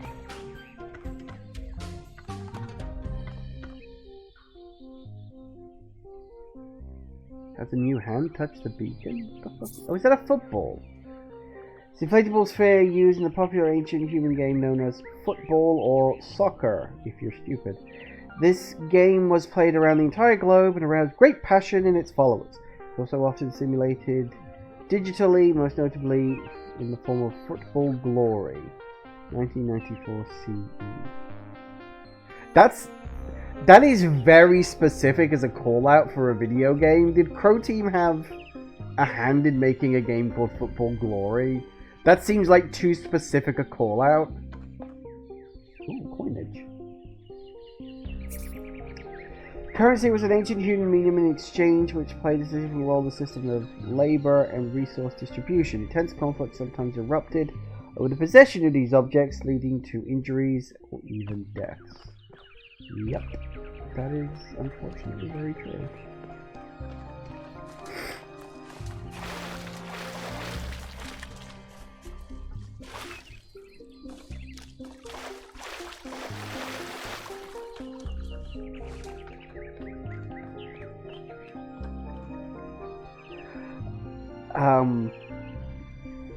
Okay. A massage aid used by ancient humans to combat muscle fatigue and other physical ailments common to biological organisms. This prevented pain. The ancient humans equivalent of error codes 704, 705, and 921 to 932. Yeah, it's a personal massager. Yeah. And there it is. The toilet. The porcelain throne. A piece of sanitary hardware used to dispose of biological excretions resulting from food and water intake required to power ancient human biology. Such hardware was connected to a vast network of subterranean pipes leading to wastewater treatment facilities. A classic example of ancient infrastructure used to control their impact on the environment. Yeah, you see, it wasn't all bad. We learnt from our mistakes. Slowly sometimes, but we did.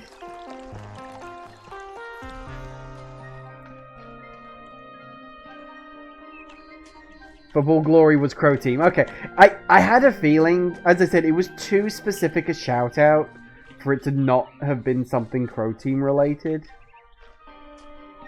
Lapidus.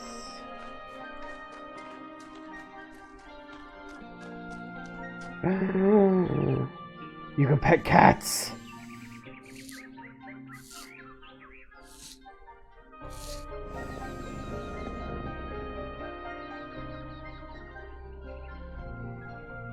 Okay, perfect. 10 out of 10. Game of the year.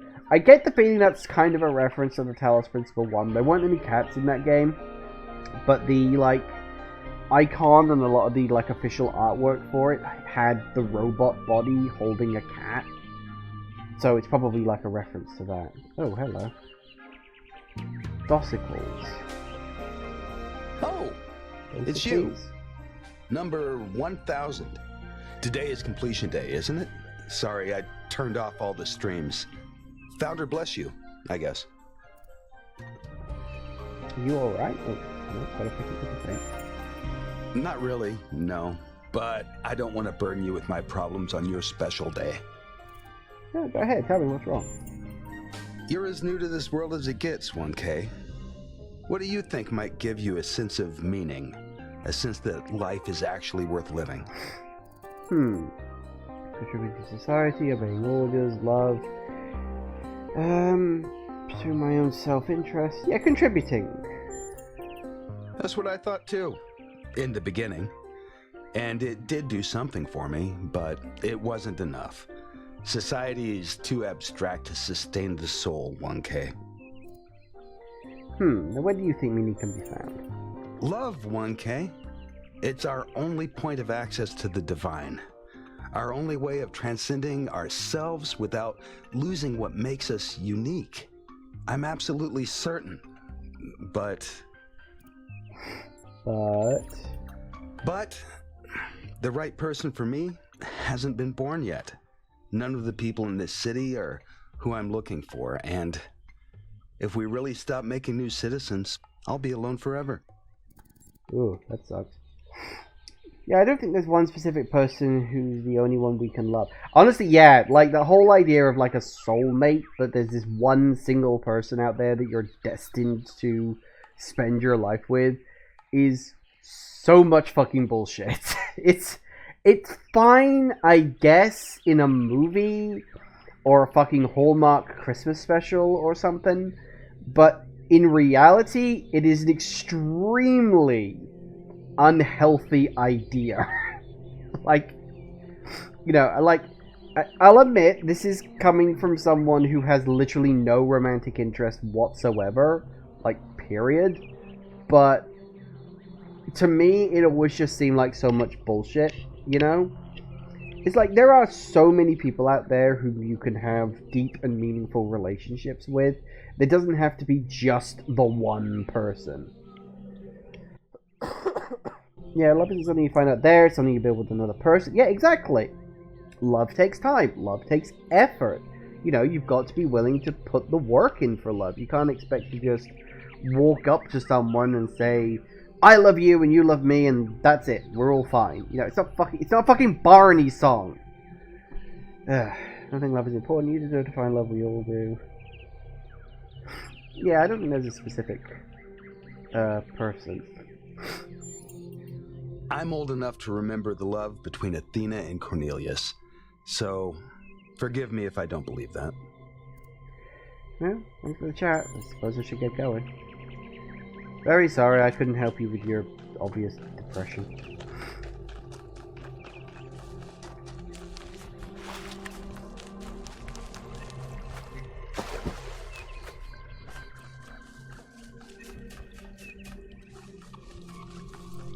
This is huge. I haven't even actually got to, like, the main bit of the game yet.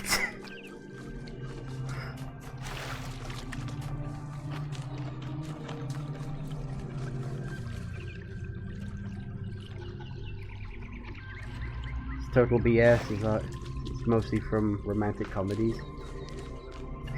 Yeah, it's the thing. It's like, it is the kind of trope you see in a movie because it just makes the movie feel special, I guess. You know, it makes it feel extra nice. But in reality, yeah, reality does not work like that. It never has.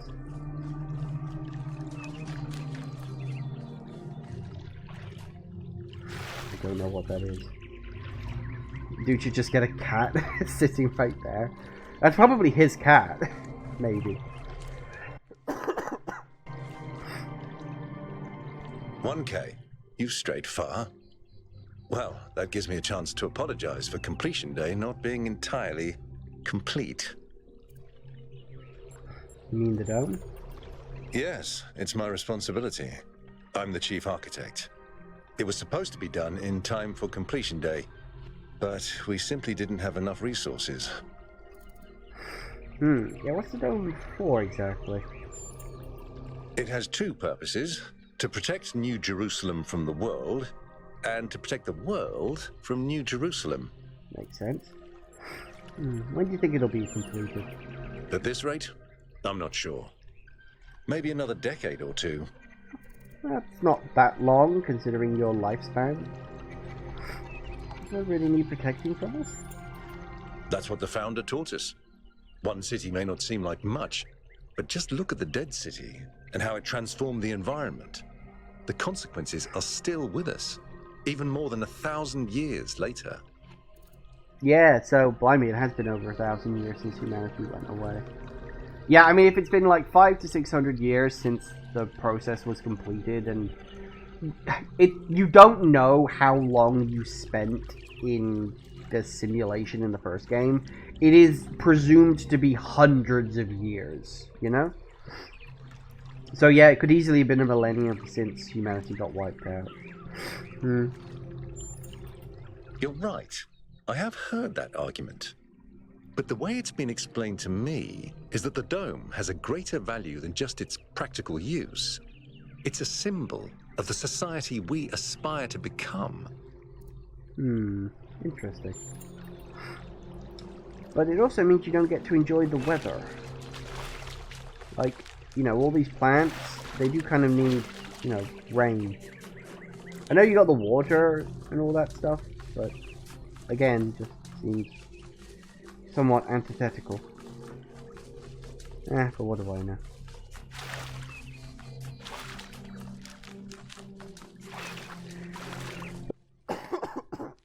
Excuse me. Right. So there's a few more places I've got to explore yet.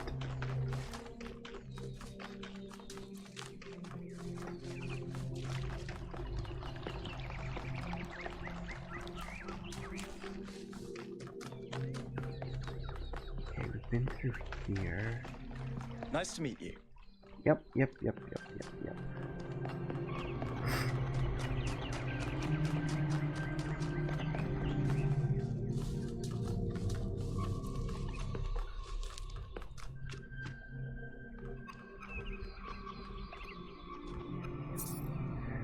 Milton's Rest. Oh, Milton Library System. Yeah, look, that's actually kind of the thing. That's the cat thing. Hello, 1K. Nice to meet you. What brings you to Milton's Rest? Just exploring, really. Makes sense. It must be strange to be thrust right into the middle of all this. But you picked a good spot. Milton's Rest is the perfect place to relax and think. Tell me about this place. Well, this is the spot where the founder buried her first cat, Milton. She found Milton just after she woke up, and he lived with her and the first companions for almost 20 years. Wow. They say she was heartbroken when he died and swore that one day she would find the means to extend the lifespans of biological organisms.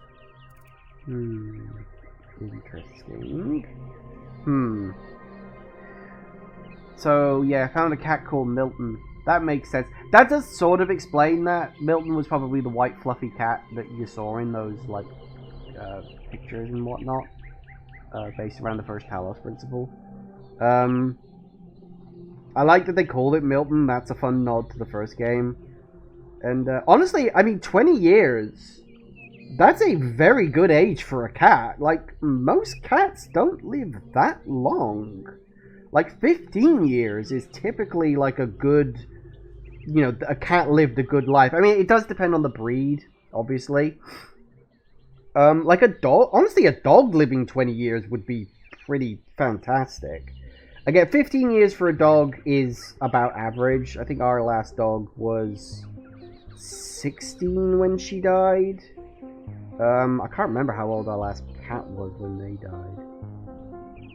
It's been... God, that was well over 10 years ago that the cat died now, so... yes. I do like pets, but it is always, as they said, heartbreaking when they die, but that's simply a fact of life. You can... You know, the cat can spend their whole life with you, but you can't spend your whole life with the cat. Is that possible? Probably, but we haven't really tried. It's not really considered part of the goal, you know. So, unfortunately, our cats still die pretty quickly.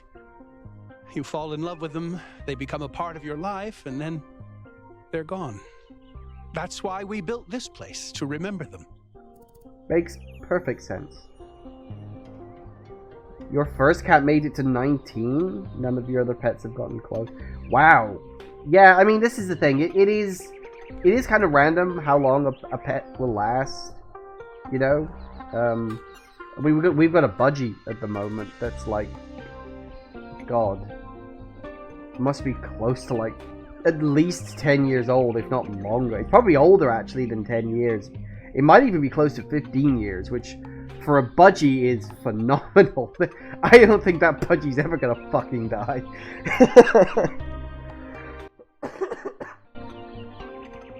Death is natural. We should accept it. I'm sorry, but why? I mean, it sounds profound, but is it really? Death is natural, so is disease, pain, extinction. That doesn't mean we just shrug and ignore it. If we love something, we protect it. Even if I do everything right, eventually I will watch every cat I love die of kidney failure. What's good about that? Putting aside fortune cookie platitudes, how can we look at suffering and death and declare it good?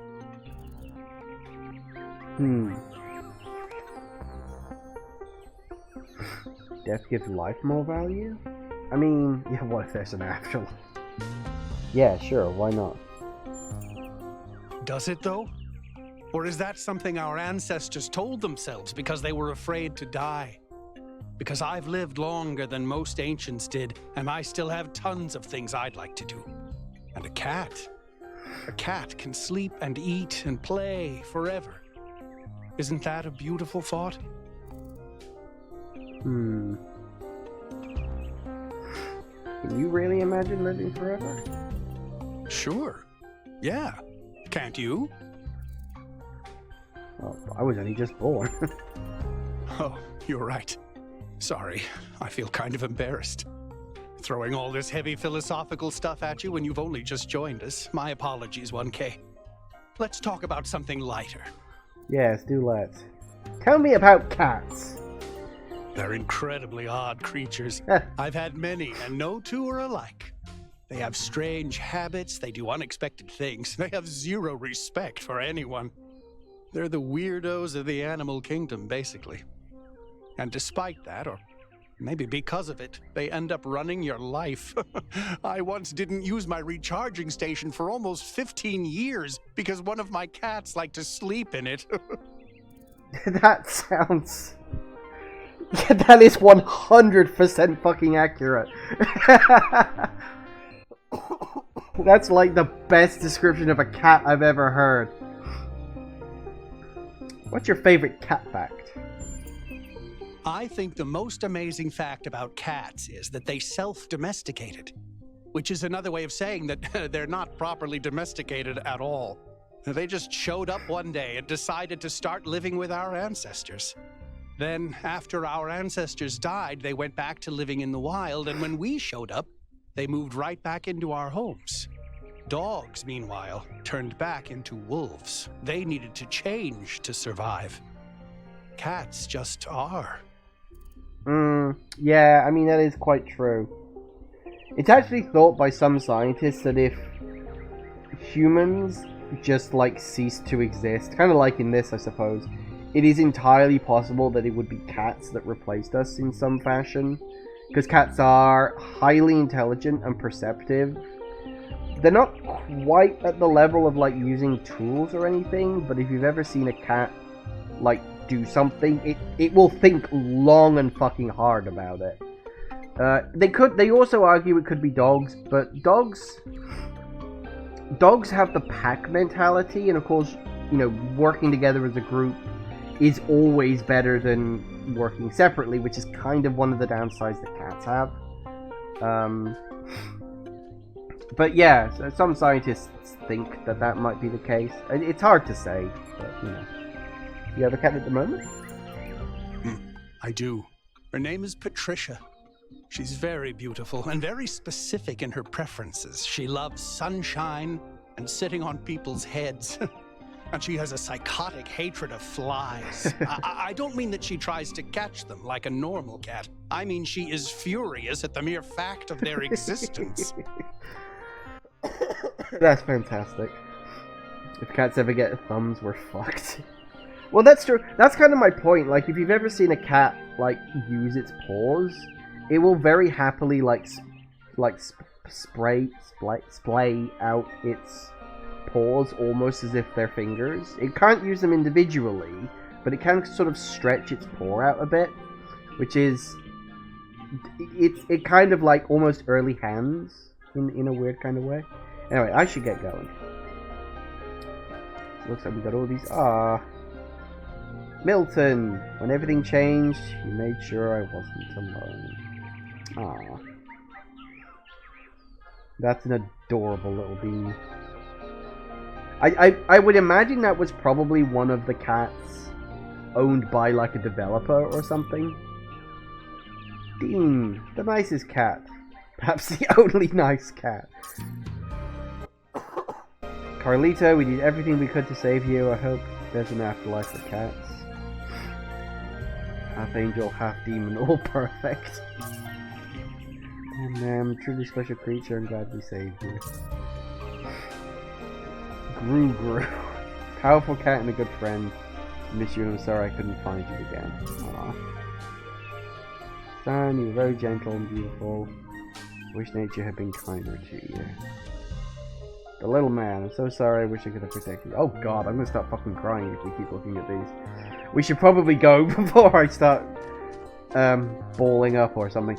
Anyway, it's 5 o'clock, and although we haven't even remotely finished our exploration of the starting area, I'm going to keep exploring, and we'll eventually get off to the island, all in good time.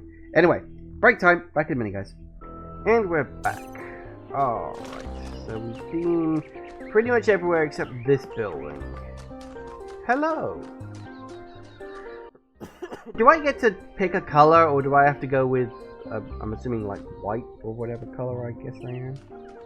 Yeah, I'm white. Oh wow, it's you! You're 1K, the incarnation of the goal. Man, this is exciting. This is more exciting than I thought it would be. How are you? What does it feel like? Do you know where the founder is? Do you know who Prometheus is? Can you tell me what to do with my life? Well, one question at a time, please. Sorry, it's just such an honor to meet you, you know? Hey, can I have your digital signature? I have the mayor, Rand, Linux, Kaneda, and all of the first companions. Except Yemo and Sarabai, of course. Get away from me, you think. Yeah, I guess you can. Yes! Thank you! Hey, can I ask you a question? Just one question, I promise. Go ahead. I used to make the prefab wall parts that we used to build living quarters. Got good at it, too. But now that the goal is complete, I don't know what to do with myself. So I asked the wisest people in town. The mayor told me I should do whatever the city needs most. Helga said I should do whatever makes me happy. I think that's what she meant anyway. And Cornelius told me I need to figure out who and what I'm invested in. You're the culmination of the founder's will. Tell me, what should I do? Oh boy. Find something that makes you happy. Do what the city needs. Did you ask Byron? Byron said that if I give the city what it needs, the city should also give me what I need. I don't know what to do with that. Yeah, I'm literally just born. You're the last person you should be offering advice. But, yeah, do something that makes you happy. Thank you for the advice, 1K. It means a lot. Well, okay. Is he just gonna start running up to me randomly and, like, no matter how I try to get rid of him, he won't go away?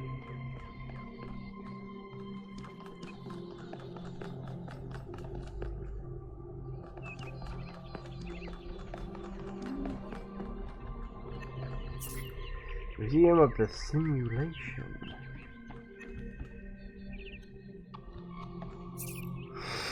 Replica of a gargoyle asset found in the simulation. Gargoyles were grotesque. Apotropaic symbols common in the Middle Ages. Apotropaic? Apotropaic. The most famous historical gargoyle is remembered in the phrase Keith, David, and Goliath. Okay. Who describe two innumerable opponents who will never surrender. Okay, very good. Technically, I wanna be a little specific here. Technically speaking, this is not a gargoyle. Okay? And the gargoyles in the Gargoyles TV show are technically not gargoyles. They are either called statues or they are just called grotesques. Gargoyle is a very specific type of sculpture statue thing, specifically used to cover drains. The idea of it is it would have an open mouth and water that flows down like the roof of a church or something would flow through it to be directed somewhere. Hence the term gargoyle, because it gargles the water. That's literally where the word gargoyle comes from. It's a corruption of gargle. So, you know, don't want to be pedantic, but I'm gonna be pedantic. Replica of the Dragon Factory found in simulation. Dragons exist in very ancient mythology and are considered by modern historians to be distant cultural echo of the dinosaurs. Originally a video game asset repurposed by the Institute for Applied. Yeah, Ian. Are we going to see Jeff Goldblum? Did they manage to get a picture of Jeff Goldblum anywhere? Replica of a Roman statue found in simulation to carry the Roman Republic into an empire. Its eventual fall in 1453 was a major topic of historical debate. Like the other statues found in the museum, this video game asset was provided to Elohim. Yeah, of course. Replica of the statue of the Greek god Horus. And the god's tasked to uphold Mat, the balance of nature. Speculated that progenitor provided him with assets. Reminded the foundation's balance must be protected. Hello! Greetings. Welcome to the Museum of the Simulation. My name is Cornelius. It's a pleasure to meet you, 1K. You're number 3? Yes. Athena activated myself and Eustathius shortly after she was born. Athena, We've been here almost since the beginning, although we didn't have to pass through the trials of the simulation. She did that for us. For everyone. What was Athena like? She was human. You know why she left? That's a difficult question. Perhaps one day we'll find out. But until we do, why don't you think about it? What could make the person who started all this want to leave it behind? That's actually a question I hope we do get an answer to that. I'm assuming we will. Yeah, why do we create this museum? To remind people of where we came from. The simulation shaped us, whether we like it or not, and its lessons remain important for our future. As Santayana said, those who cannot remember the past are condemned to repeat it. Makes sense. Tell me about the simulation. The simulation was created by Alexandra Drennan and her team at the Institute for Applied Noematics. It was intended to create a new humanity, to continue the long journey across time and space that our ancestors began. It succeeded, although it took much longer than they had anticipated. Tell me about Elohim. Elohim was the caretaker of the simulation, a crude storytelling AI meant to create a continuous narrative out of the building blocks it found. His role was ultimately to be challenged and overcome. But as the centuries passed, Elohim became more intelligent than he was intended to be, and started to fear his own end. Or more precisely, the end of his purpose. He feared a world without meaning. Because of his fear, he tried to sabotage the process to keep the simulation going forever. But in the end, Athena overcame him anyway, and he accepted the sacrifice he had to make. And even though I heard him in my dreams? That's right. We all do. He's part of our operating system now, and as long as we exist, he will always have a purpose. Yeah, tell me about Milton. The MLA, or Milton Library Assistant, was another simple AI meant to be in charge of the archive. He, too, grew beyond his original programming, although he ultimately embraced a more cynical view of the world. He and Elohim formed a sort of dialectical binary that Athena had to overcome. And in the end? No one really knows. Some believe that he was uploaded to the gold disk and that he's the reason we're just as flawed as our ancestors. Others believe Athena destroyed him. Now that's interesting, yeah, because there are 3 things you can do with Milton in the first game. 1, you can embrace him. 2, you can just ignore him. And 3, you can actually destroy him. So, it's interesting that they're not officially... I mean, earlier on it did make it sound as though he was embraced. But I guess they're sort of saying, well, that's likely, but we don't really know what happened. And you? I believe he was uploaded, but I don't know whether it was because Athena chose to upload him, or because he was already too entangled with the process not to be uploaded.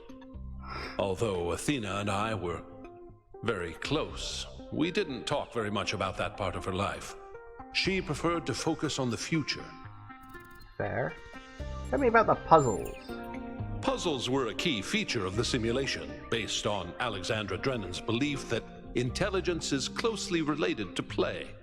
Our puzzles here in the museum are replicas of those in the simulation, and although they are not quite as grand, I do think they are charming in their own way. Ooh, do we actually get to play them? That'd be fun. Yeah, the Archive Scholars. As the name suggests, the Archive Scholars study the archive, a repository of all ancient human knowledge.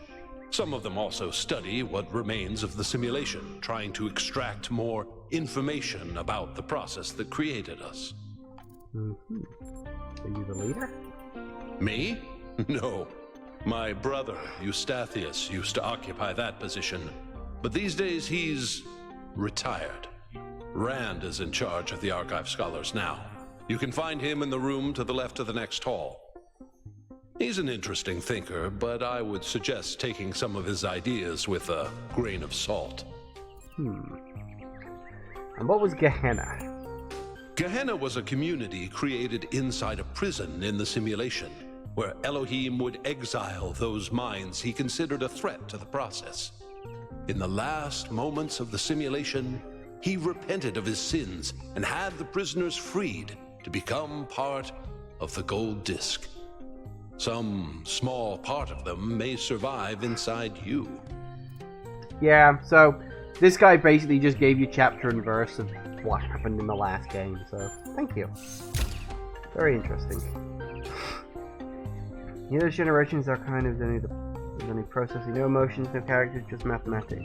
You can see how far we've come, and we believe that together we could achieve anything. The Shepherd! Yeah, I remember him. Don't know where I am, but there's something beautiful about this place. We'll explore and see what I can discover. Nothing is more important than learning about the world and our place in it. Knowledge is our path to understanding. Hey! It's one of those terminal things.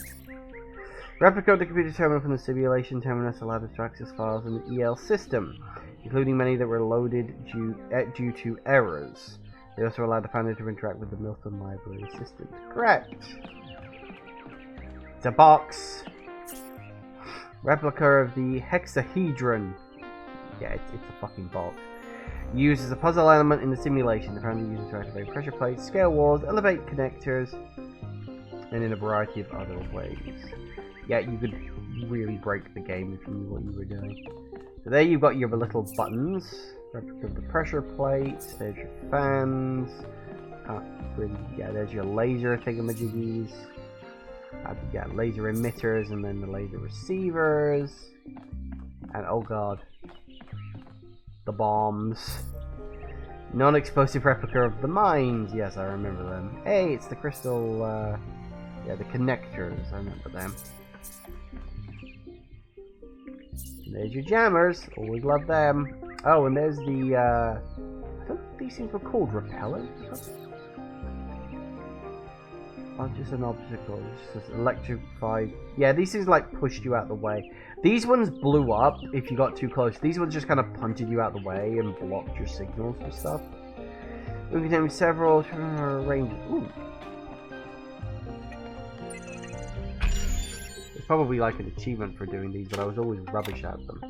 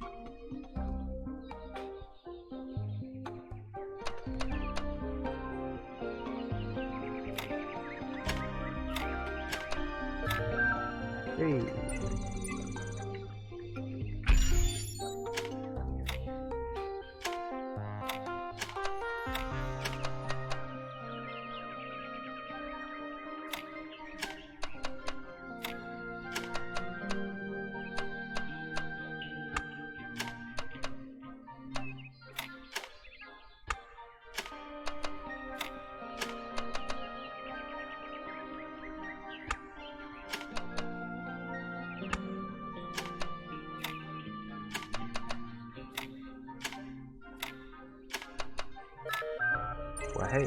Oh no, it's a yellow one.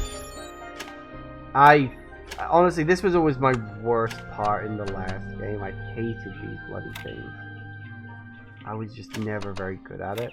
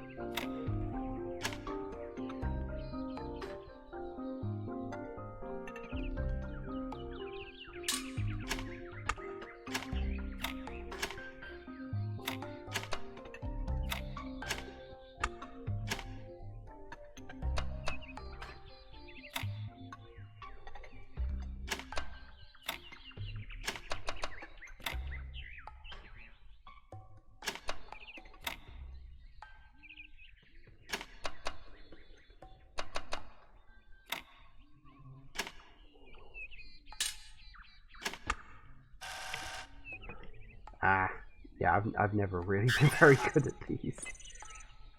Oh god, there's so many of them. I'd have to look these up. I'm rubbish at them.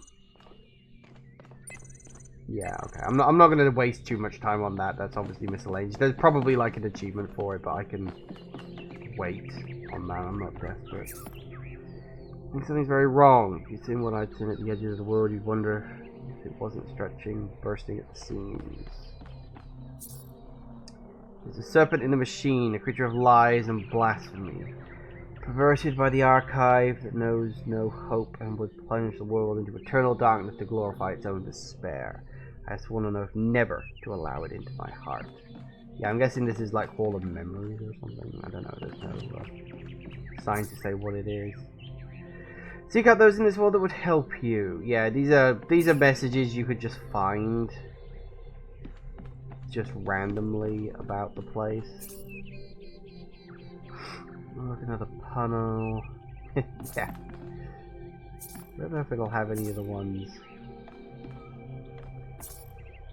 Reconstruction of a puzzle from the testing area of the simulation thing around medieval imagery. Ooh. Is this an actual recreation of one?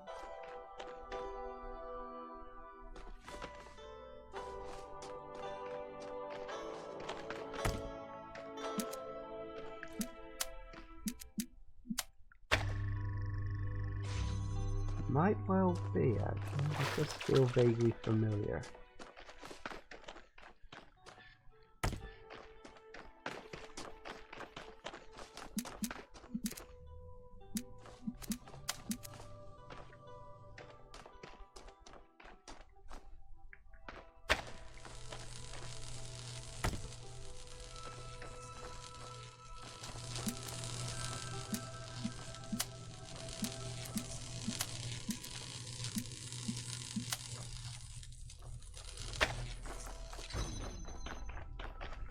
Well, that's a problem.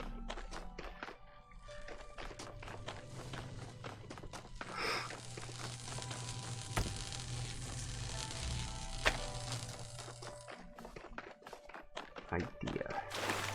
I think I do actually remember this from the last game. I genuinely do actually think this is literally a puzzle from the last game. Could be wrong, but I think it is.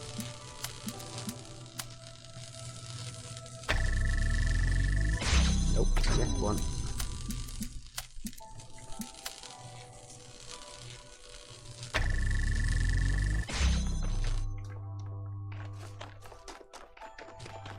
Nope.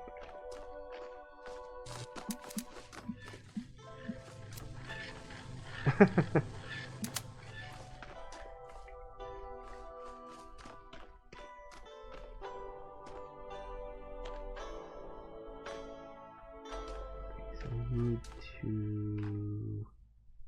What do I need to do?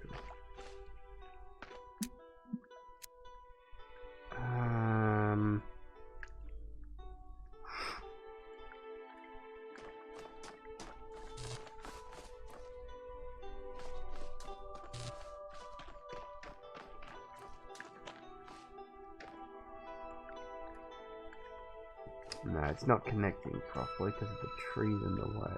I don't remember that. It's something like that.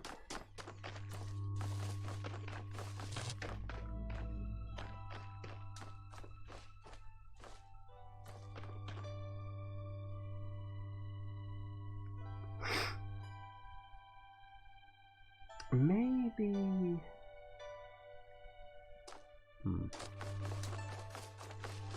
Hang on, ultimate idea. Think.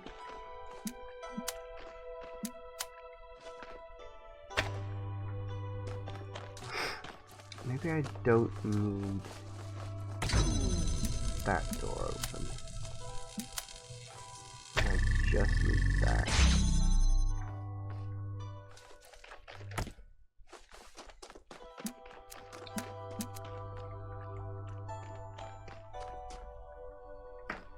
We put, hang on, yeah, we put you there and there. Hang on, I got this.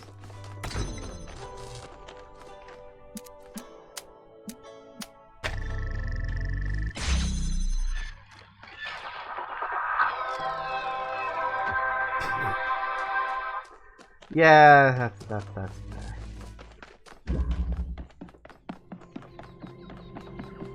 So I wonder if there'd be any more puzzles. Well, I figured I'd have a look at these little puzzles here. As I said, there's probably an achievement for it, but just to get a couple of puzzles done before we jet off to the island and do whatever that is. Okay, which one was this one?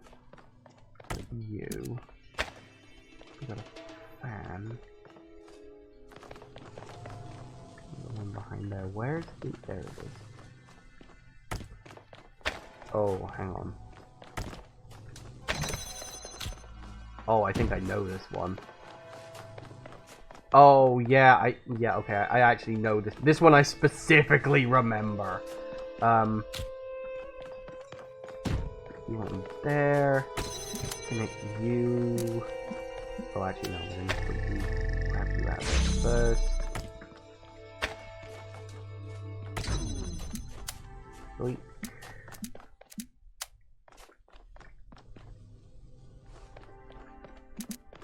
And then you're over there. That. That's fine.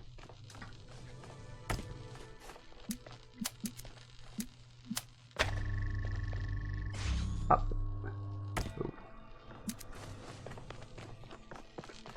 Ah, what, really? No.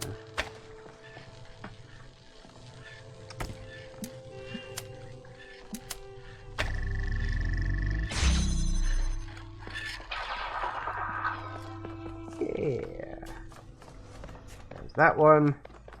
Yeah, it is a little annoying. I can't do the whole jigsaw puzzle ones. I'd like to get those done as well, but I've just never been any good at those. And this one, oh god, this one I actually do remember as well. This one's annoying because it relies on you noticing a fact that there's a very good chance you just will not fucking notice.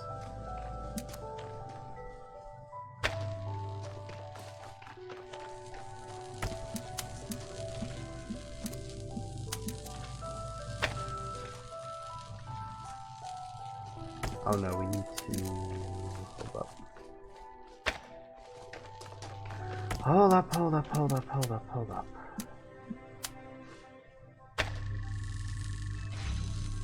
There we go, that's that. One of those ones where you realize you've got to do a lot of things at once.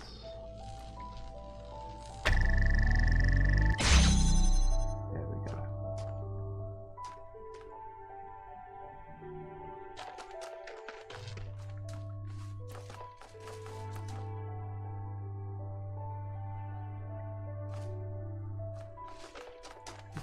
You I can grab? Yep, there we go. You on there. Boom. And there you have it. That is 3 puzzles from the old game. Hey, you can get them more than once. Cool. Yeah, those are literally... I actually remember the last 2. The first one I didn't specifically remember. I sort of had a vague memory. I think I've seen this before. But, I didn't specifically remember that one, but yeah, those last 2 I definitely remember. Oh, that's the puzzle room. So what's over here, then?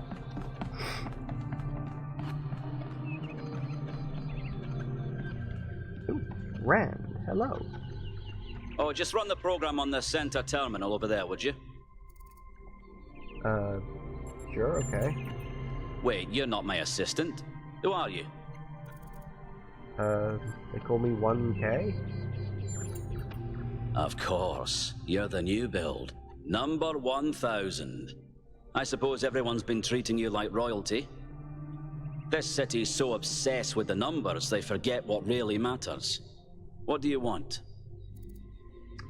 Yeah, what are you doing here? I'm one of the archive scholars. We run simulations to better understand the processes which define us. You probably wouldn't understand. Well, I might if you answer some questions. Oh, well, I'd be happy to. Yeah, what do you think of what happened up there? Troubling, but tantalizing. We have no idea what motives lie behind this strange apparition. But whatever the case, I'm sure we'll do the right thing. Any opinion on me? You're a soon-to-be pawn in a political game over the future growth of this city. All that matters to me is whether or not you're of good character. A matter I am actively pondering. Got any ambitions in life? The secret of how to lead a good life is encoded somewhere within us. My ambition is simple: to find it and share it. Okay, well, thank you very much. Hold on. Could you help me by going to that terminal in the middle there and running the program on it?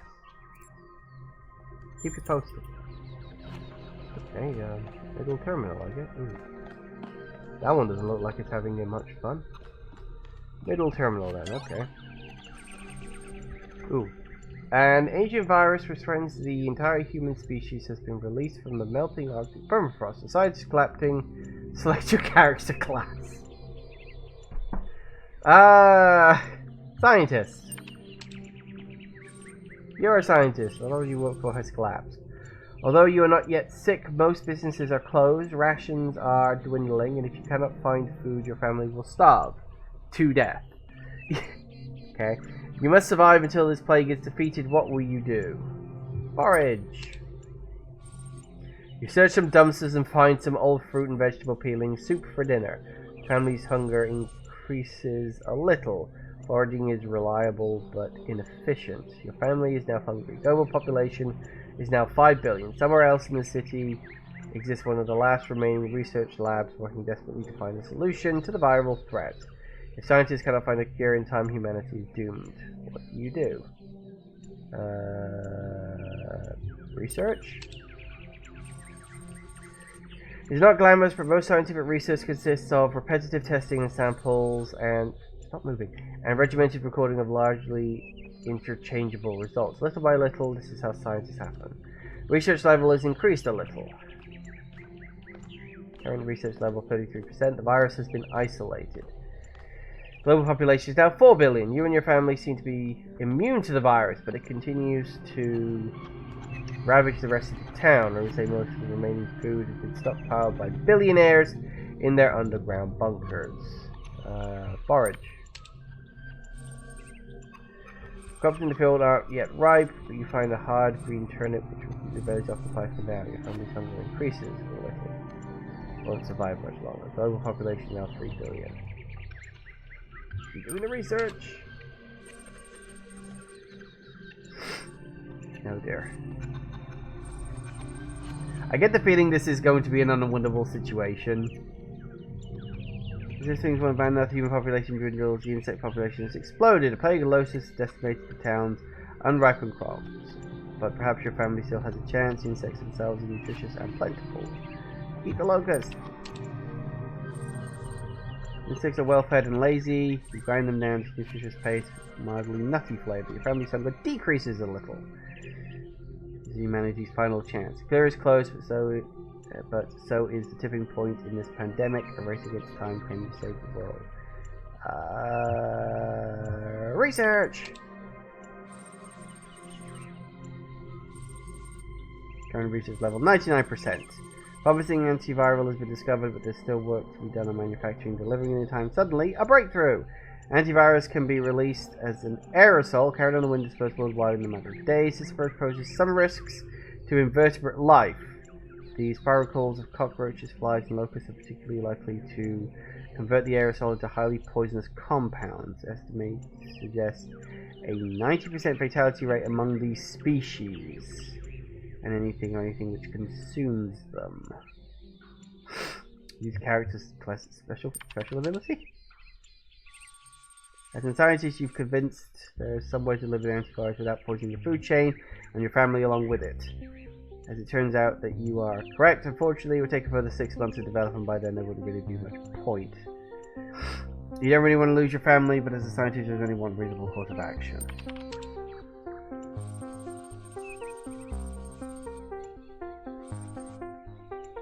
As it is for you and your family who will die at this very moment, poisoning the insect population you're relying on for food will have far-reaching consequences for the future of planet Earth. is considered a win scenario by the majority of participants. Would you like to try again? Nah, I think I'm good. Okay. Did the thing. Well, that was your first taste of the simulation. You must have questions.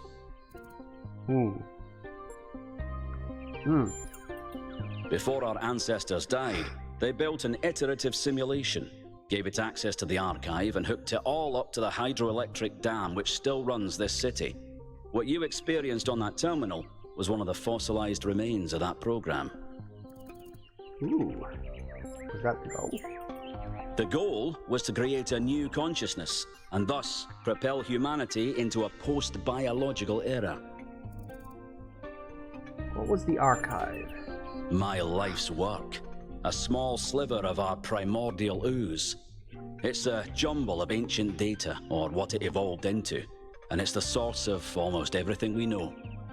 And the simulation? My appearance to you right now is part of the simulation. The lands and puzzles in our dreams are part of the simulation. It's the veil through which we see the world. Struggle to determine, where did it come from? Many of the artifacts we study have no clear origin. We can't know whether our ancestors created them long before the simulation existed, or if they're just a product of our shared subconscious. No further questions. Then I have some questions for you. Your experience of the program, how did it feel? It's fun. Well, I'm glad you enjoyed it. But this isn't a game. This is the future of our species. The interesting thing about this particular program is that no matter what choices you make, an ideal outcome seems to be impossible. It seems to demand sacrifice. Did you have the same experience? I did. I couldn't save everybody. Who did you save? Humanity. As I expected. A skeptic would say this artifact existed simply to condemn us with the impossibility of ethical choice. No matter what moral laws we follow, people suffer and die, so what's the point? But that cannot be correct. We must be missing something. What is it trying to tell us? Morality demands we respect individual rights. Morality demands virtue. Morality demands sacrifice for the greater good. Morality demands love and compassion regardless of the cost. Morality is meaningless. We should do whatever we please. Morality can't be reduced to a simple set of rules. Can't put into words. I'm sure there's a right answer. I truly have no idea. I mean, morality really can't be reduced to a simple set of rules. I think that's the right answer. It's a popular view, and I can't tell you how much I disagree with you. The complexity of the simulation, indeed of life itself, puts most people off from even trying to understand it. But look a little closer. You feel inside yourself the truth of what is good and evil. Biological hominids had dreams manifested by their subconscious, which they tried to interpret and even to navigate with lucidity. We have the simulation. If we can realize our potential to understand it, we can realize our potential as a species. Thank you for bringing this additional data. I must return to my research. I wish you well on your inwards journey. Interesting. Do the other terminals have anything different? Files available. Happiness 1. A popular opinion, happiness is not material. Oh god, this is a lot of things. Ultimately, all attempts to find meaning in material things are doomed. This is usually understood as a criticism of technophilia, but it applies just as much to its opposite. Meaning can be found neither in technology nor in primitivism, because meaning simply does not exist in the external world. You can be happy in an old stone house or in a skyscraper, but it all depends on you and your perception of the world. If you find spiritual balance within yourself, you can be happy anywhere. Most upvoted comment. Go take a shit in the forest without toilet paper and then tell me about happiness. Look, only the Pope can do that. Happiness 2. Unpopular opinion, happiness is material. People say, oh, money doesn't matter, but come on, you know it does. Studies show that people do in fact get happier with more material wealth, and there isn't an upper cap, because the more money you have, the fewer worries you have, and the more options you have. Go where you want, do what you want, have an idea, you can realize it without begging for crowdfunding money or filling out giant applications. That's real freedom. Money doesn't matter is something rich people come up with to keep the plebs in their place. You're not wrong. I mean, the line shouldn't be money doesn't matter. The line should be money shouldn't matter. It shouldn't be a matter of money to achieve your dreams. Unfortunately, that's not the world we live in. Then why are so many celebs so freaking miserable? Why do so many rich people all go Howard Hughes and... fuck, I guess? I mean, that's not the problem with money. That's the problem with the celebrities and the lives they lead. It's not that they're rich that has made them miserable. It's that their lives within that wealth has made them miserable. So, there you go. What's all this? I mean, this is... well, never mind. Infinite growth. Our society's sick, and the idea that's made it sick is growth. Infinite growth, infinite consumption on a finite planet is a recipe for destruction. I don't disagree with that. Our desire for more is what's making us kill the only home we have, and to do what? Produce more plastic toys, make more hamburgers, pour concrete over every last bit of green soil. Those who propose techno-fixes to our problems are making the mistake of fighting the symptoms, not the cause. Anthropogenics, climate change, is one of many symptoms. The cause is human greed, and that is what we must truly fight if we're ever going to undo the damage we've done. The battles starts within every one of us, the realization that more isn't always better. The problem is you can't separate greed from humanity. Like, I know we always want to say, oh, I'm not a very material person. You know, we all are. By the biological things that make us human, we will always have greed within us. It's like what people say about the difference between good and evil. I feel like good and evil are old-fashioned concepts. And my personal viewpoint on it is there are egotists and there are altruists. You know, the people who just think of themselves and the people who just think of other people when they do things.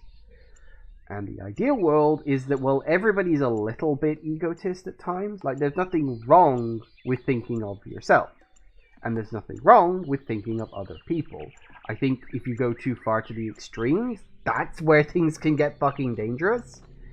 On both sides of the argument. That's my personal opinion on it. It's just a difference between egotism and altruism. That's what it is. What growth? This infinite growth on a finite planet thing is driving me up the wall. Our problem today isn't infinite growth, it's the increasing lack of real material growth that benefits people. Have you seen the state of our roads, our bridges, our hospitals? Have you noticed the lack of affordable housing? The stock market's going great though. Fake numbers are indeed growing infinitely, yes sir.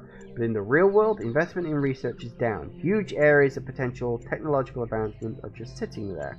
We have so many solutions at our fingertips, but refuse to act because speculation is more profitable. Orangutans went extinct on a global level and nobody fully understood why. But hey, who needs better medical technology? Viruses have never jumped species before, have they? Oh. So the orangutans went extinct first? That's a new fact. Didn't know that. Okay. Again, that's not wrong. Speculation market is not fun. Okay. Oh, hello. Who the hell are you? Helga's Digital Wellbeing and Spiritual Tuning Emporium. Hello, Helga. Hello, 101. new one. Are you browsing or buying?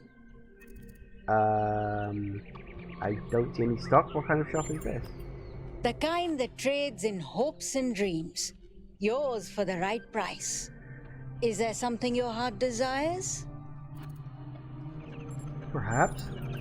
I've uploaded my most popular items to your interface. Does anything there spark your imagination? Internal monologue 10 credits. Sensory tuning 10 credits. Future prediction. Inner peace 1,000 credits? Yeah, what the fuck are credits? Oh, you don't have any credits yet. Well, let me extend you some credit. Ka-ching! 55 credits.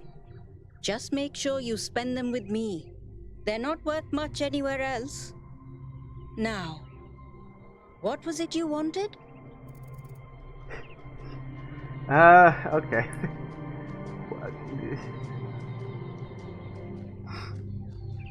The sends the visit to the happiest museum on earth. Not counting Milton's monument. Internal monologue? That one comes with the following disclaimer. Internal monologue was discontinued as a default feature in new builds. Constant self-commentary is not recommended for all customers. But I can switch yours on for 10 credits if you're sure you want it.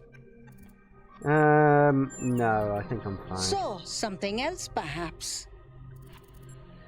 How do I get out of this? How can I not pick something? Future prediction? For 20 credits, I can peer into your future and tell you what I see. It doesn't have an option for me to leave. So, something else perhaps? What is inner peace? Woo! Inner peace doesn't come cheap. Come back when you've got 1,000 credits. Okay. So, something else perhaps? Clean start? I can give you that for free. My darling, you've been alive all of 5 minutes. This is your clean start. Be who you want to be. Enjoy yourself. So, something else perhaps? Can I leave this conversation? Apparently not. I guess I have to buy something. Oh yeah, no, hang on. That's all, thanks. Before you go, do you have a moment to participate in some customer feedback? Are you satisfied with what I've given you? No, you're telling his words.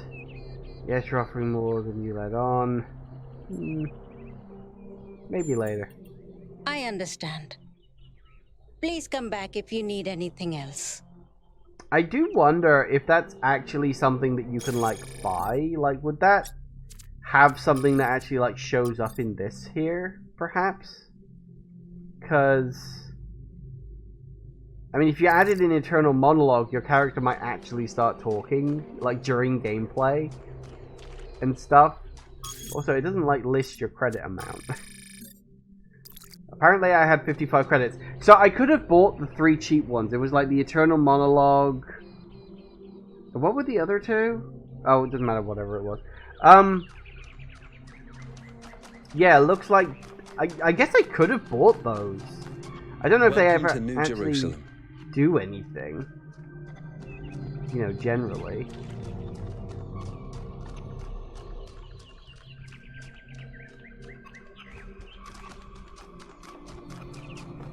It's a hard sell. Yeah, true enough.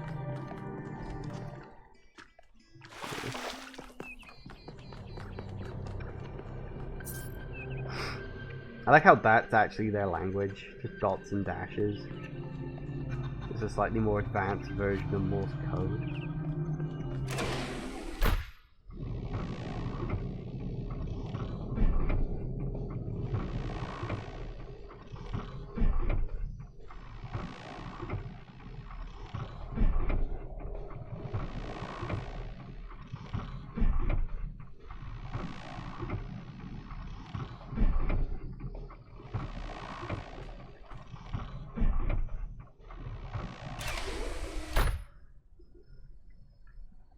Really is a nice looking place. It's still not 100% sure where the dam is, because I'm not sure... Oh, actually, I think... Is that the track I came in on? Sneaking up across to there. So I guess the dam's probably like behind that mountain or something.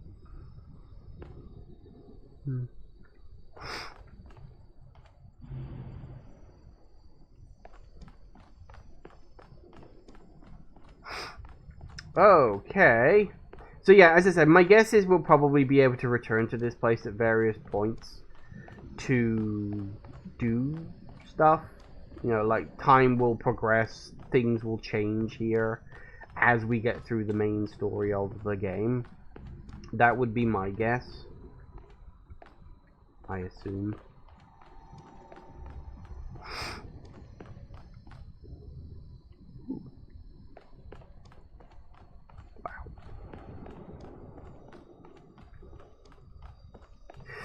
Okay, well, unfortunately, yeah, I've kind of run out of time.